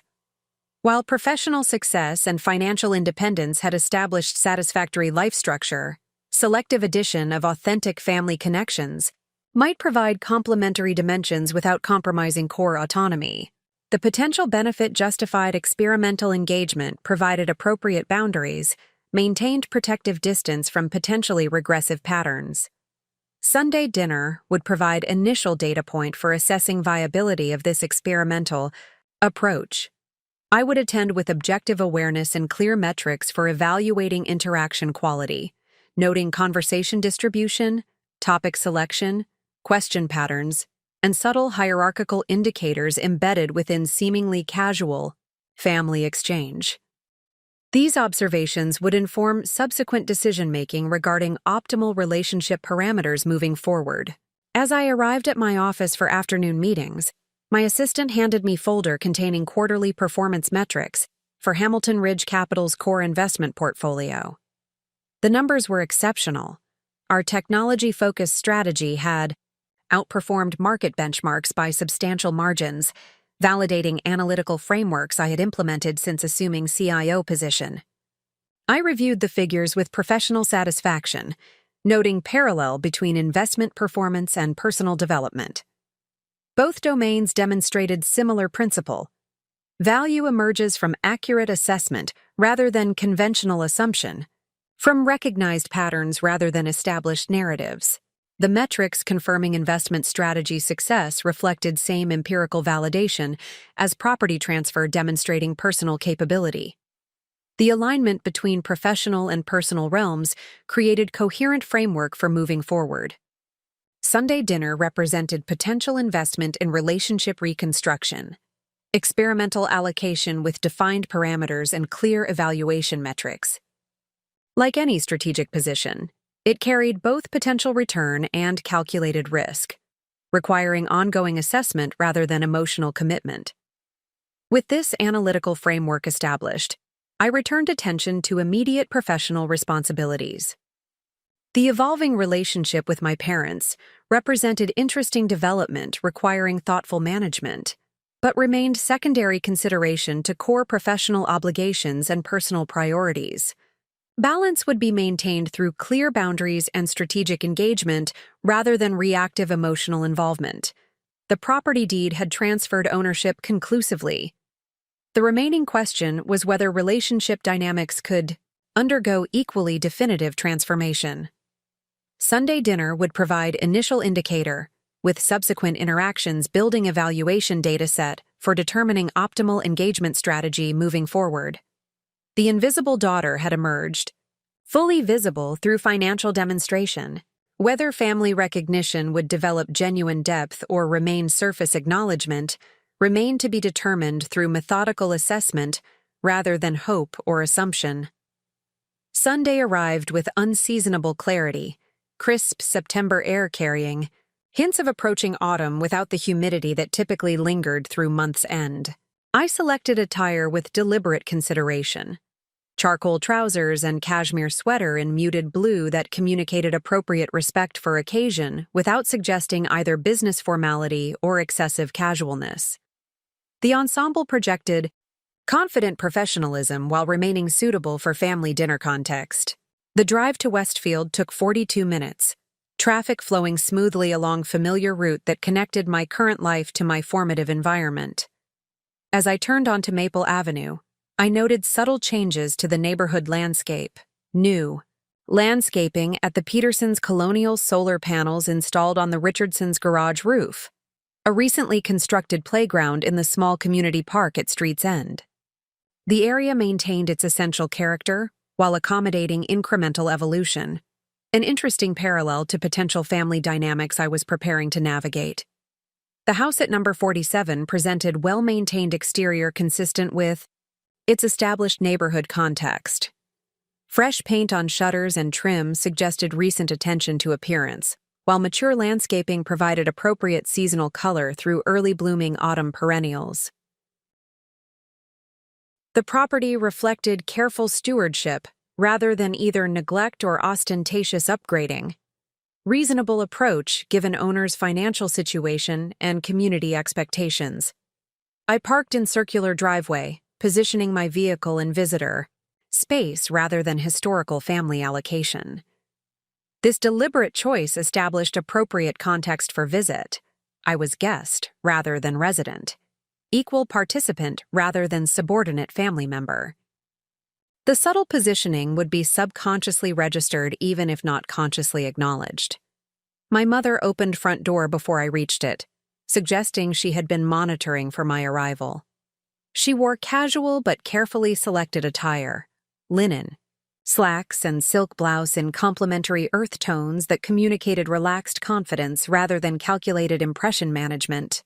The absence of her typical entertaining wardrobe indicated recognition that this occasion represented different category of social interaction. "Olivia, welcome." She offered warm smile without excessive performance. "Thank you for coming. Thank you for the invitation." The greeting followed appropriate social protocols while establishing mutually respectful framework. I entered the foyer, noting subtle changes to interior environment since my last visit before property transfer. The entryway table had been replaced with simpler design better aligned with architectural proportions. Several artwork pieces had been relocated to create more balanced visual flow. These modifications suggested thoughtful reconsideration of established patterns rather than mere maintenance of historical arrangements. My father emerged from his study as we moved toward living room. His appearance contained interesting contradictions. Casual attire suggesting relaxed domestic context alongside slightly stiff posture, indicating awareness of occasion's significance.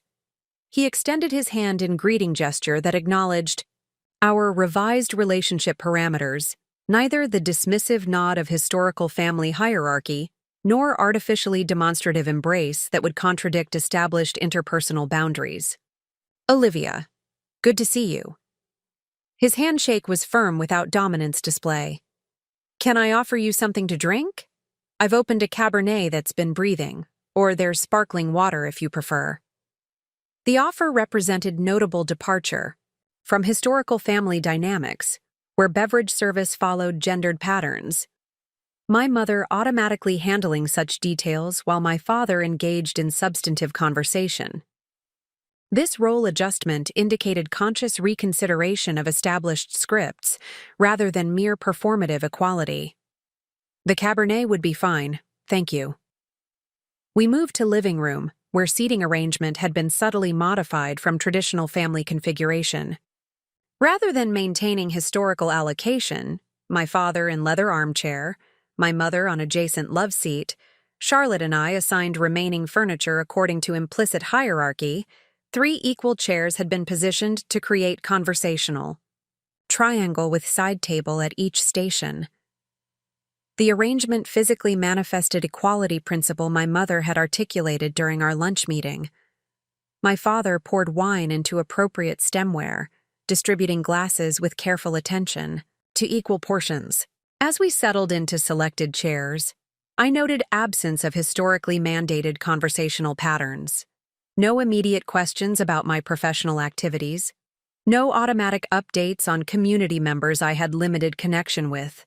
No subtle references establishing parental authority within ostensibly casual exchange.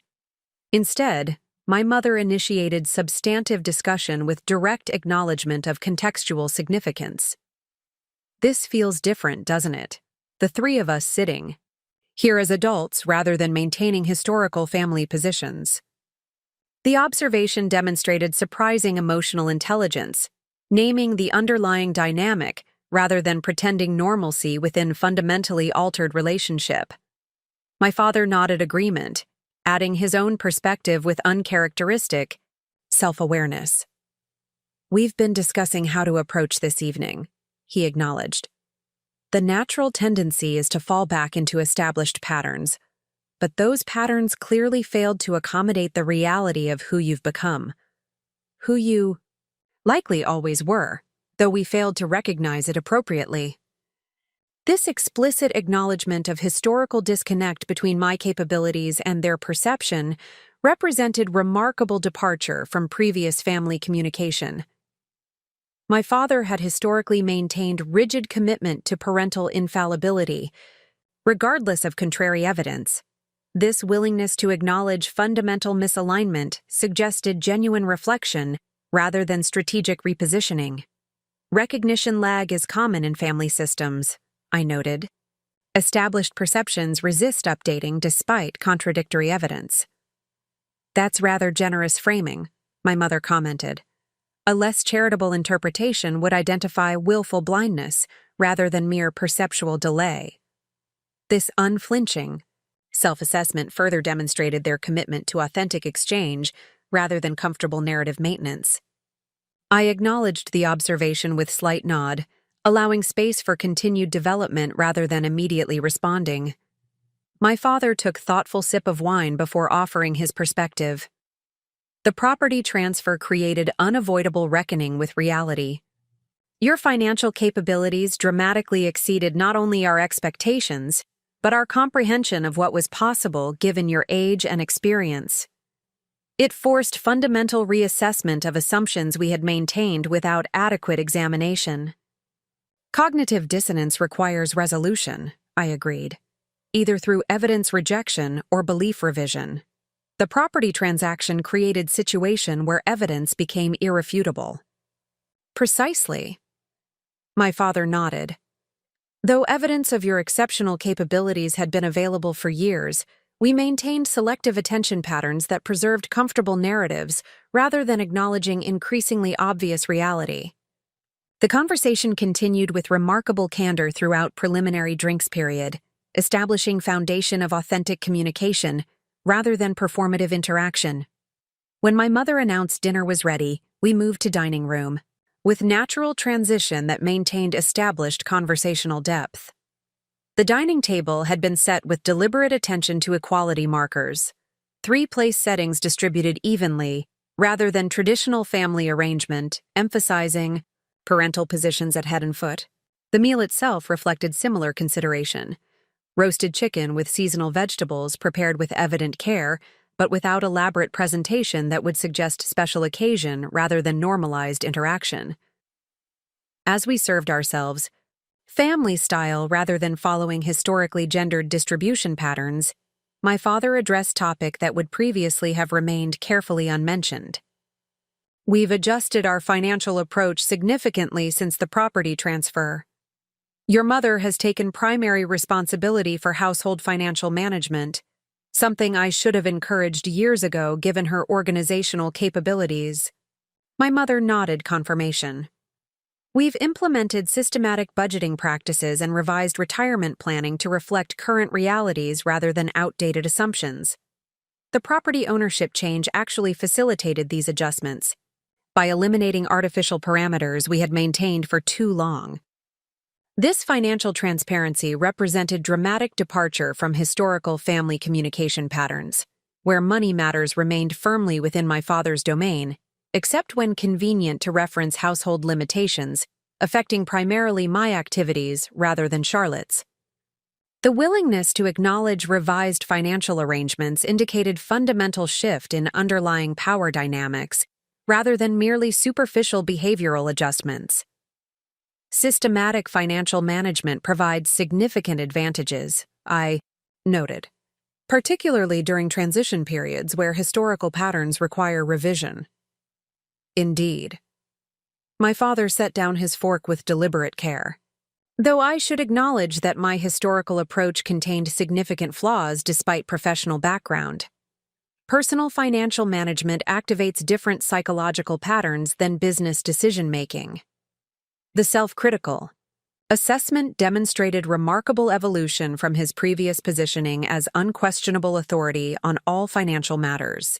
This willingness to acknowledge domain-specific limitations rather than maintain generalized expertise claims suggested authentic growth rather than strategic accommodation.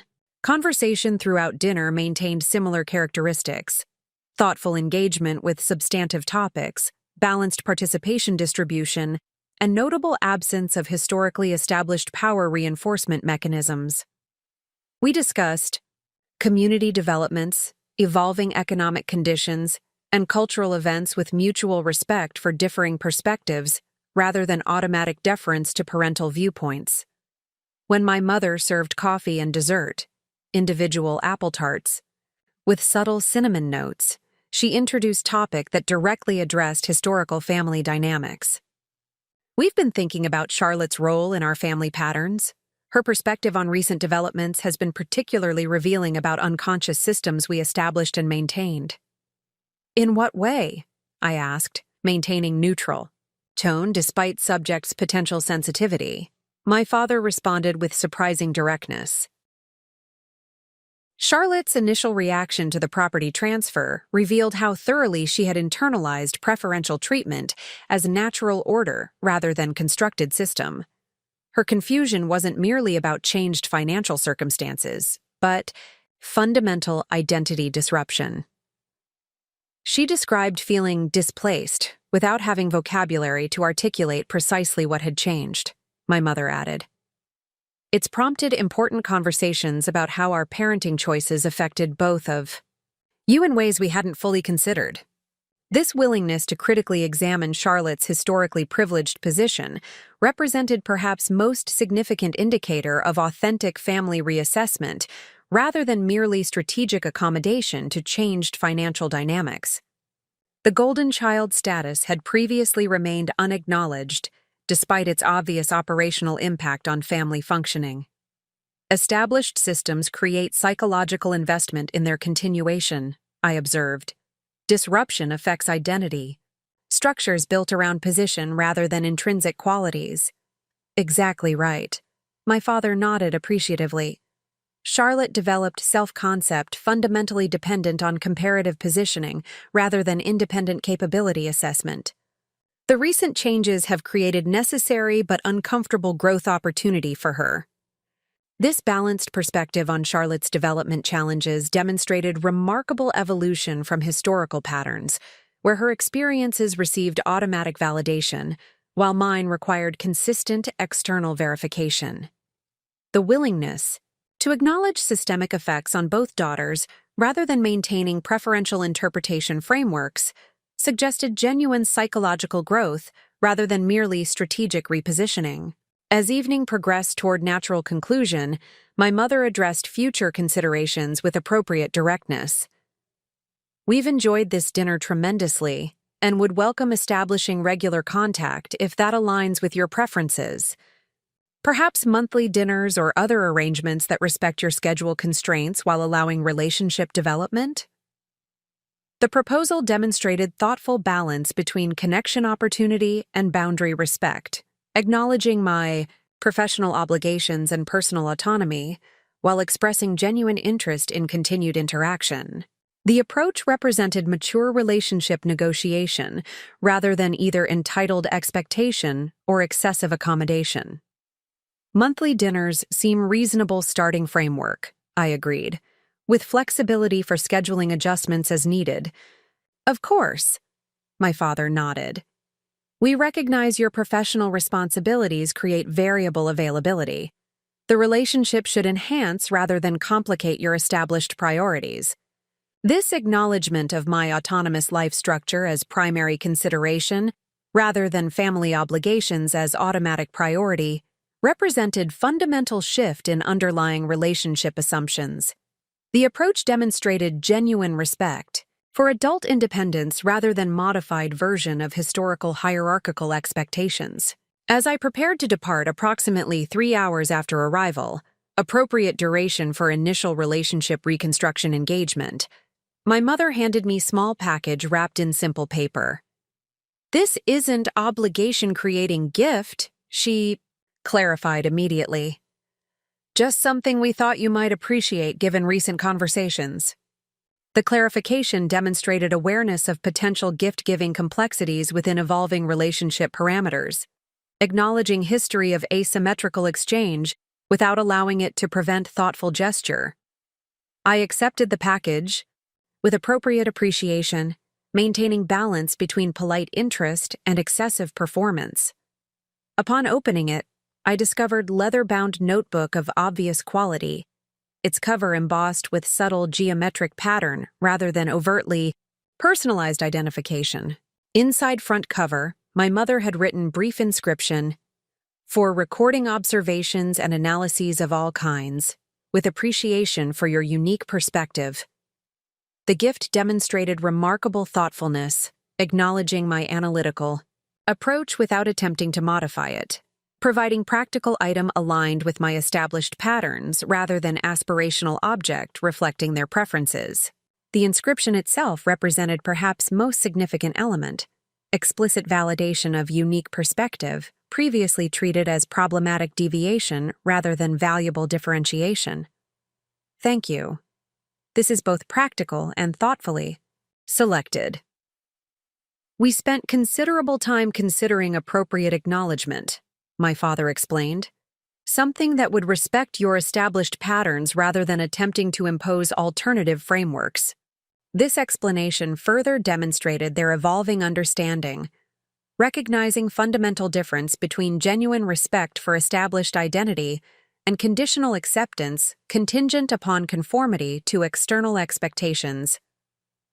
The approach represented mature relationship negotiation rather than modified version of historical power dynamics. We concluded evening with appropriate farewell gestures, handshakes that acknowledged professional equality alongside familial connection, specific reference to next scheduled interaction rather than vague future intentions, and clear communication regarding practical arrangements. The interaction maintained consistent quality throughout, suggesting sustainable approach rather than merely performative accommodation. During drive back to Greenwich, I conducted systematic assessment of evening's significant indicators. The experience had demonstrated multiple positive dimensions, suggesting genuine relationship evolution rather than strategic repositioning. 1. Physical environment modifications, reflecting revised relationship understanding rather than historical. Patterns. 2.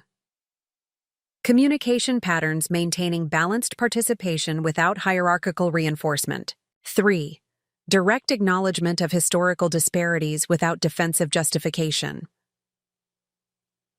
Thoughtful gift selection, demonstrating respect for established identity rather than aspirational reimagining.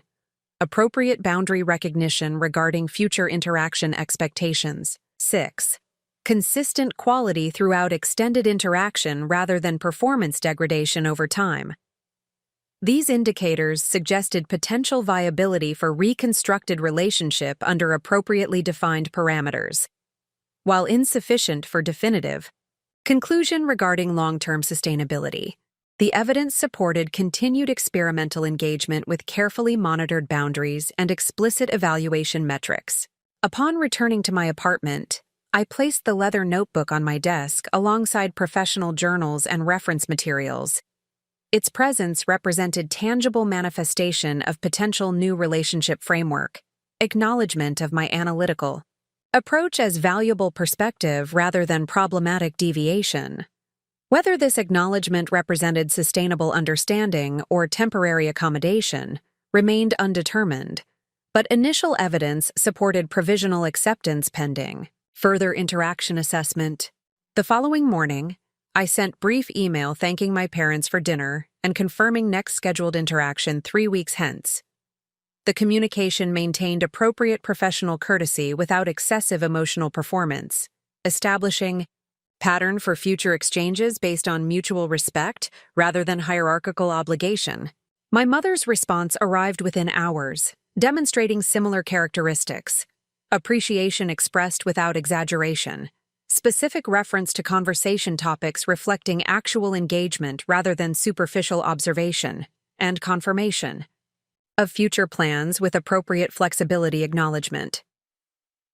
The consistency between in-person interaction and subsequent communication suggested sustainable approach rather than temporary performance. Later that week, quarterly performance evaluation meeting at Hamilton Ridge Capital provided interesting professional parallel to evolving personal developments. The investment committee chair noted specific value of my distinctive analytical framework in identifying emerging opportunities overlooked by conventional assessment models, language remarkably similar to my mother's notebook inscription, despite completely separate contexts.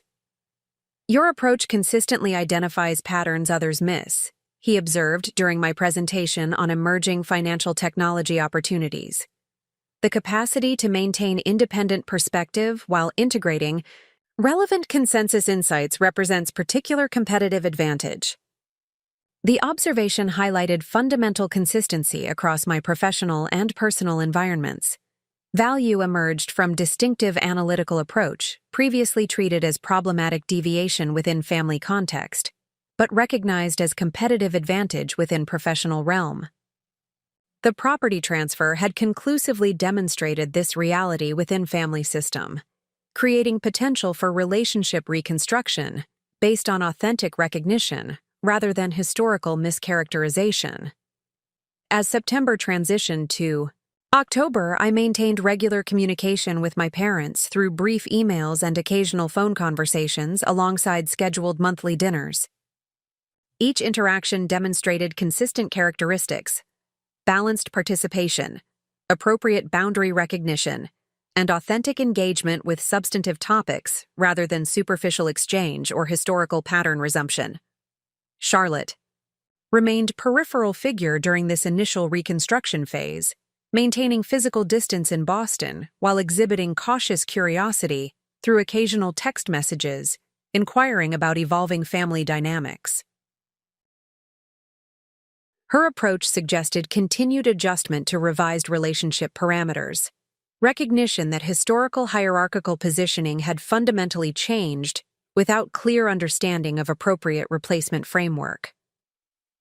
During our second, scheduled dinner in mid-October, my father raised topic he had clearly considered extensively before introducing.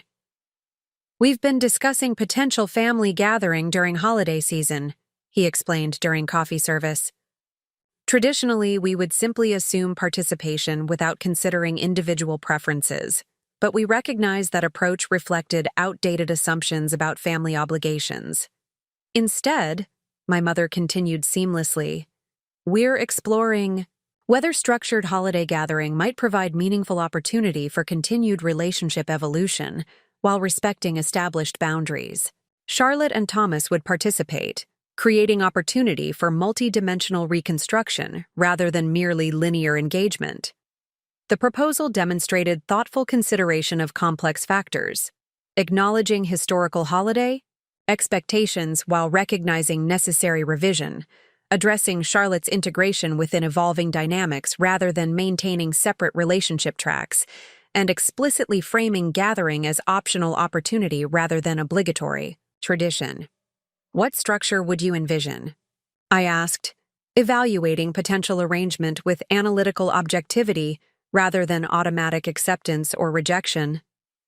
"Perhaps Christmas Eve dinner," my father suggested.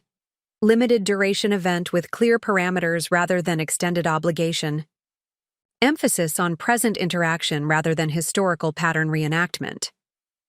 With explicit understanding regarding gift exchanges," my mother added.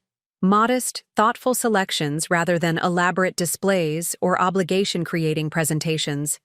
The proposed framework demonstrated remarkable evolution from historical holiday patterns, which had typically featured elaborate multi-day engagements emphasizing traditional roles and conspicuous material exchange.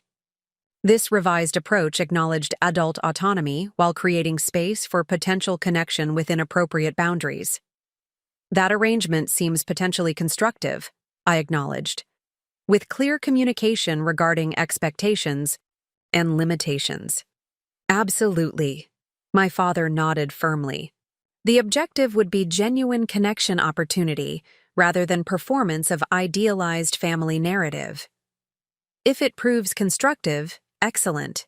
If not, we adjust future approaches accordingly." This explicit framework of experimental engagement, with clear evaluation metrics, paralleled my own assessment approach, treating relationship reconstruction as hypothesis to be tested rather than foregone conclusion to be implemented regardless of empirical feedback. The alignment suggested genuine evolution rather than merely superficial accommodation to changed circumstances. The emerging relationship with my parents continued developing along these carefully established parameters throughout autumn months. Each interaction demonstrated consistent characteristics: thoughtful engagement, appropriate boundary recognition, and genuine interest in substantive exchange rather than performance of idealized family script.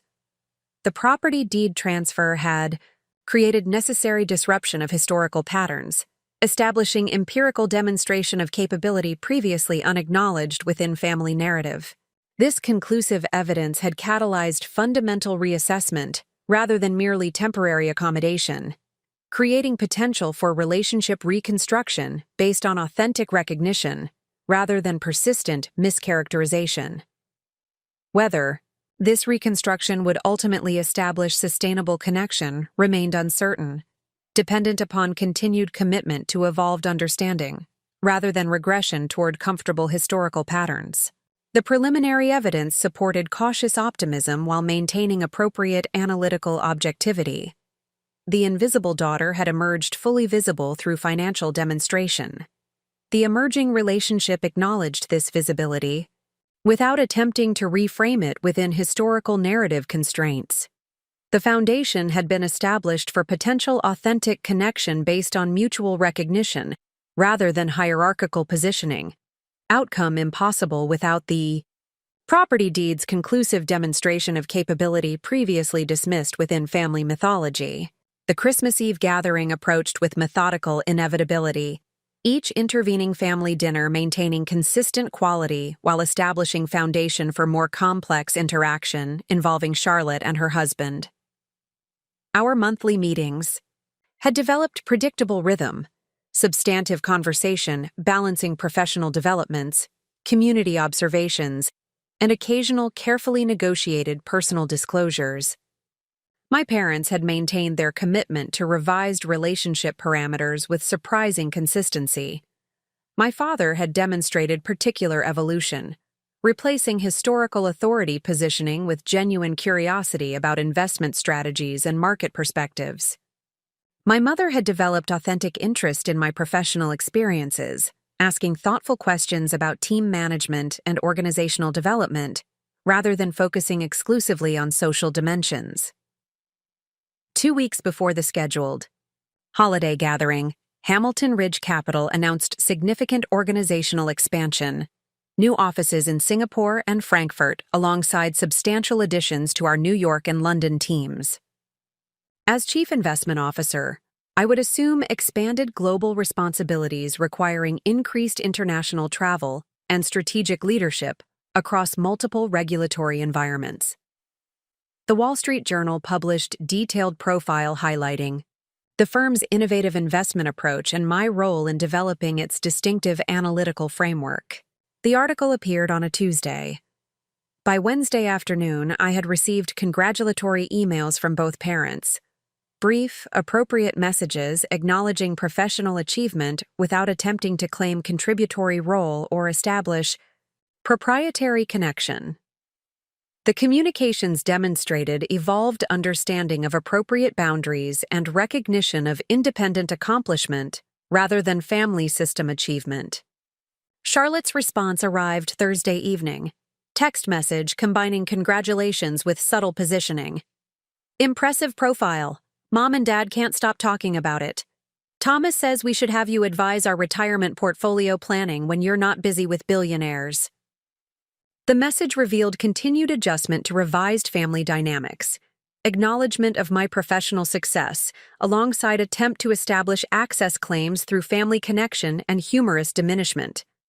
The approach suggested ongoing recalibration rather than fundamental resistance, representing predictable response to hierarchical disruption within established relationship system. I responded with appropriate professional courtesy. Thank you. Happy to recommend qualified financial advisor when you're ready for comprehensive planning. Looking forward to seeing you at Christmas Eve dinner.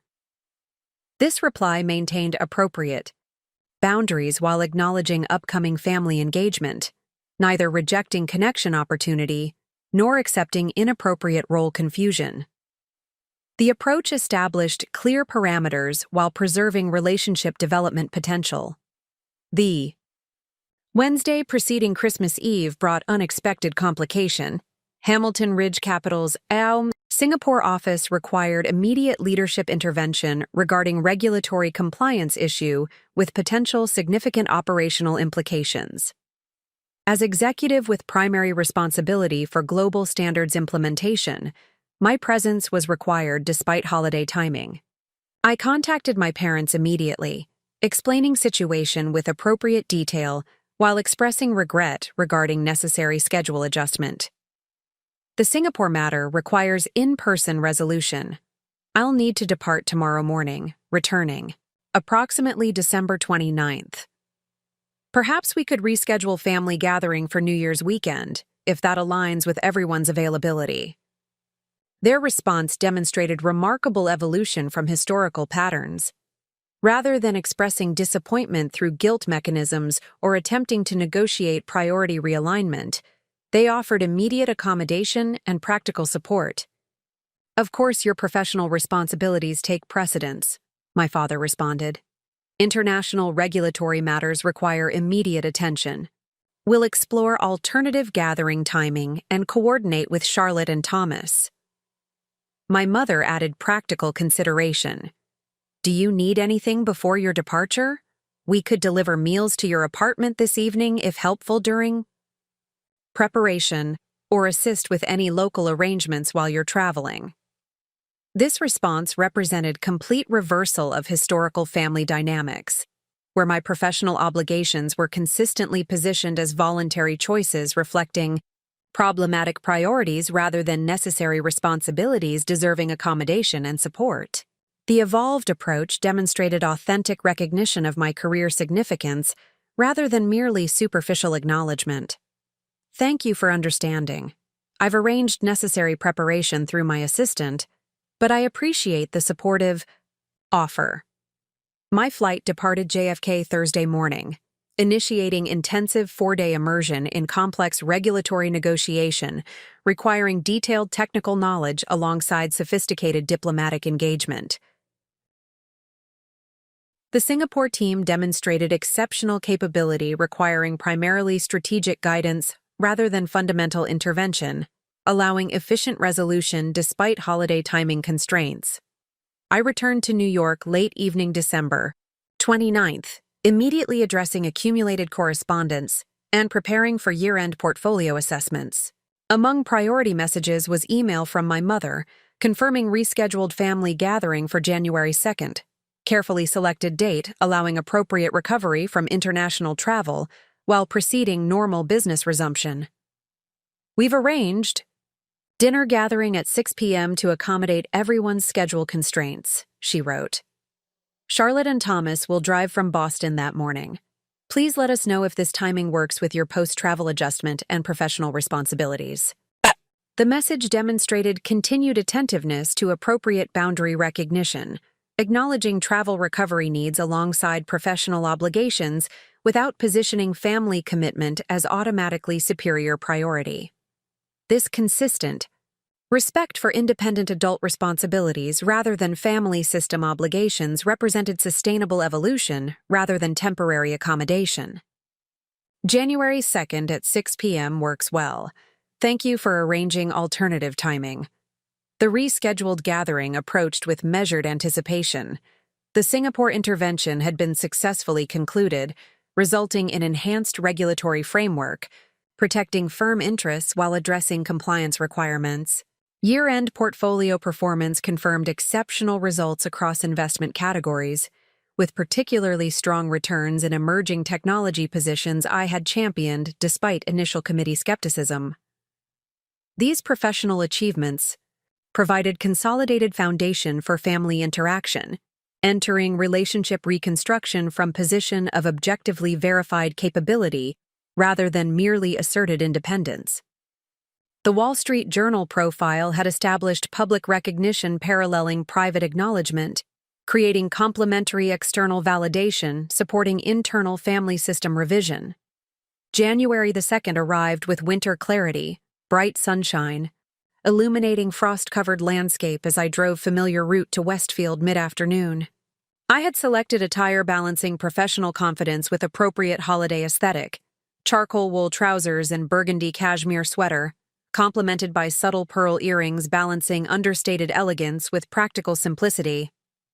Upon arrival, I noted Charlotte's vehicle already parked in circular driveway, Boston-registered Audi positioned prominently near entrance. The placement suggested early arrival establishing territorial familiarity, predictable positioning strategy, with an evolving family dynamic. I selected adjacent parking space, neither deferentially distant nor competitively close, establishing equilibrium rather than dominance display. My mother opened door with characteristic promptness, her greeting maintaining established warmth, without excessive performance. Olivia, welcome. How was your trip? Singapore must have been fascinating despite the business circumstances. The inquiry demonstrated genuine interest in my experience rather than merely perfunctory acknowledgement, indicating continued commitment to authentic engagement rather than performative interaction. We moved through entry foyer toward living room, where voices indicated gathering already in progress. Charlotte and Thomas occupied love seat positioned centrally within carefully arranged seating area. My sister had selected holiday-appropriate attire, emphasizing traditional aesthetics. Red sweater with subtle gold threading, complemented by plaid skirt suggesting seasonal festivity rather than professional positioning. Her husband presented complementary appearance in green sweater with khaki trousers, their combined aesthetic creating cohesive couple presentation rather than individually distinctive statements. Olivia! Charlotte's greeting carried complex emotional layers beneath superficial enthusiasm, genuine familial connection alongside subtle competitive positioning and cautious assessment. We were just hearing about your international crisis management. Quite the dramatic holiday. The framing attempted subtle diminishment through characterization as dramatic rather than professionally significant, revealing continued adjustment to revised family dynamics rather than complete acceptance. Thomas extended more straightforward greeting with appropriate handshake and direct eye contact, suggesting authentic engagement rather than strategic positioning. Regulatory harmonization requires personal intervention despite calendar considerations. I responded, acknowledging business necessity without defensiveness or apologetic framing. How was your holiday in Boston? The conversation developed with interesting characteristics, Charlotte alternating between genuine engagement and subtle status maintenance efforts, Thomas contributing thoughtful observations regarding regional, economic developments, my parents maintaining facilitative approach, ensuring balanced participation rather than historically established hierarchical patterns. My father served drinks with characteristic attention to equitable distribution, while my mother coordinated dinner preparation with inclusive approach, inviting collaborative participation rather than gendered expectation. These operational patterns maintained consistency with evolved understanding established during preceding months of relationship reconstruction. As we moved to dining room, I noted table arrangement maintaining equality principles despite expanded participation. Place, settings distributed evenly with no position suggesting hierarchical significance. The adjustment demonstrated thoughtful translation of established principles to more complex interaction context, rather than regression toward historical patterns under expanded family system pressure. Before we begin, my father announced as we settled into selected positions, I'd like to acknowledge how meaningful it is to have everyone gathered together under such different circumstances than previous years. The past months have prompted significant reflection about family patterns and priorities. The introduction established explicit context for gathering, preventing default reversion to historical scripts through conscious acknowledgement of evolved understanding. My mother continued this framing with complementary perspective. We've appreciated the opportunity to develop new relationship foundations with Olivia through our monthly dinners. Tonight represents opportunity to extend that evolution to our complete family system, with recognition that historical patterns affected everyone differently, and new arrangements require thoughtful consideration rather than automatic implementation. This explicit acknowledgement of family system revision created space for authentic engagement rather than performance of idealized harmony. Charlotte's expression revealed momentary uncertainty before settling into cautious receptivity, suggesting openness to revised dynamics despite potential identity implications. Dinner service maintained collaborative approach established during previous engagements, shared serving responsibility rather than gendered or hierarchical distribution, conversation topics selected for universal relevance rather than selective, exclusion and participation patterns balanced through conscious facilitation rather than default dominant structures. Charlotte demonstrated interesting adaptation throughout meal, alternating between historical positioning attempts and tentative engagement with revised interaction parameters. When describing recent professional development within her marketing role at Boston-based consumer products company, she initially framed achievement through familiar comparative lens.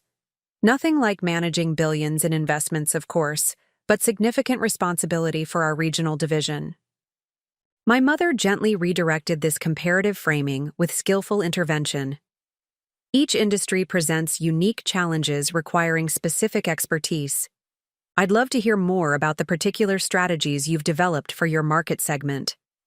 This redirection demonstrated evolved parental approach, neither reinforcing historical preferential positioning nor overcorrecting through artificial equivalence, but rather creating space for authentic contribution within appropriate context.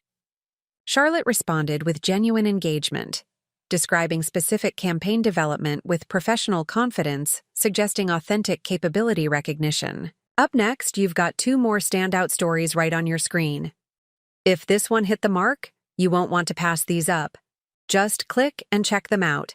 And don't forget to subscribe and turn on the notification bell so you don't miss any upload from us.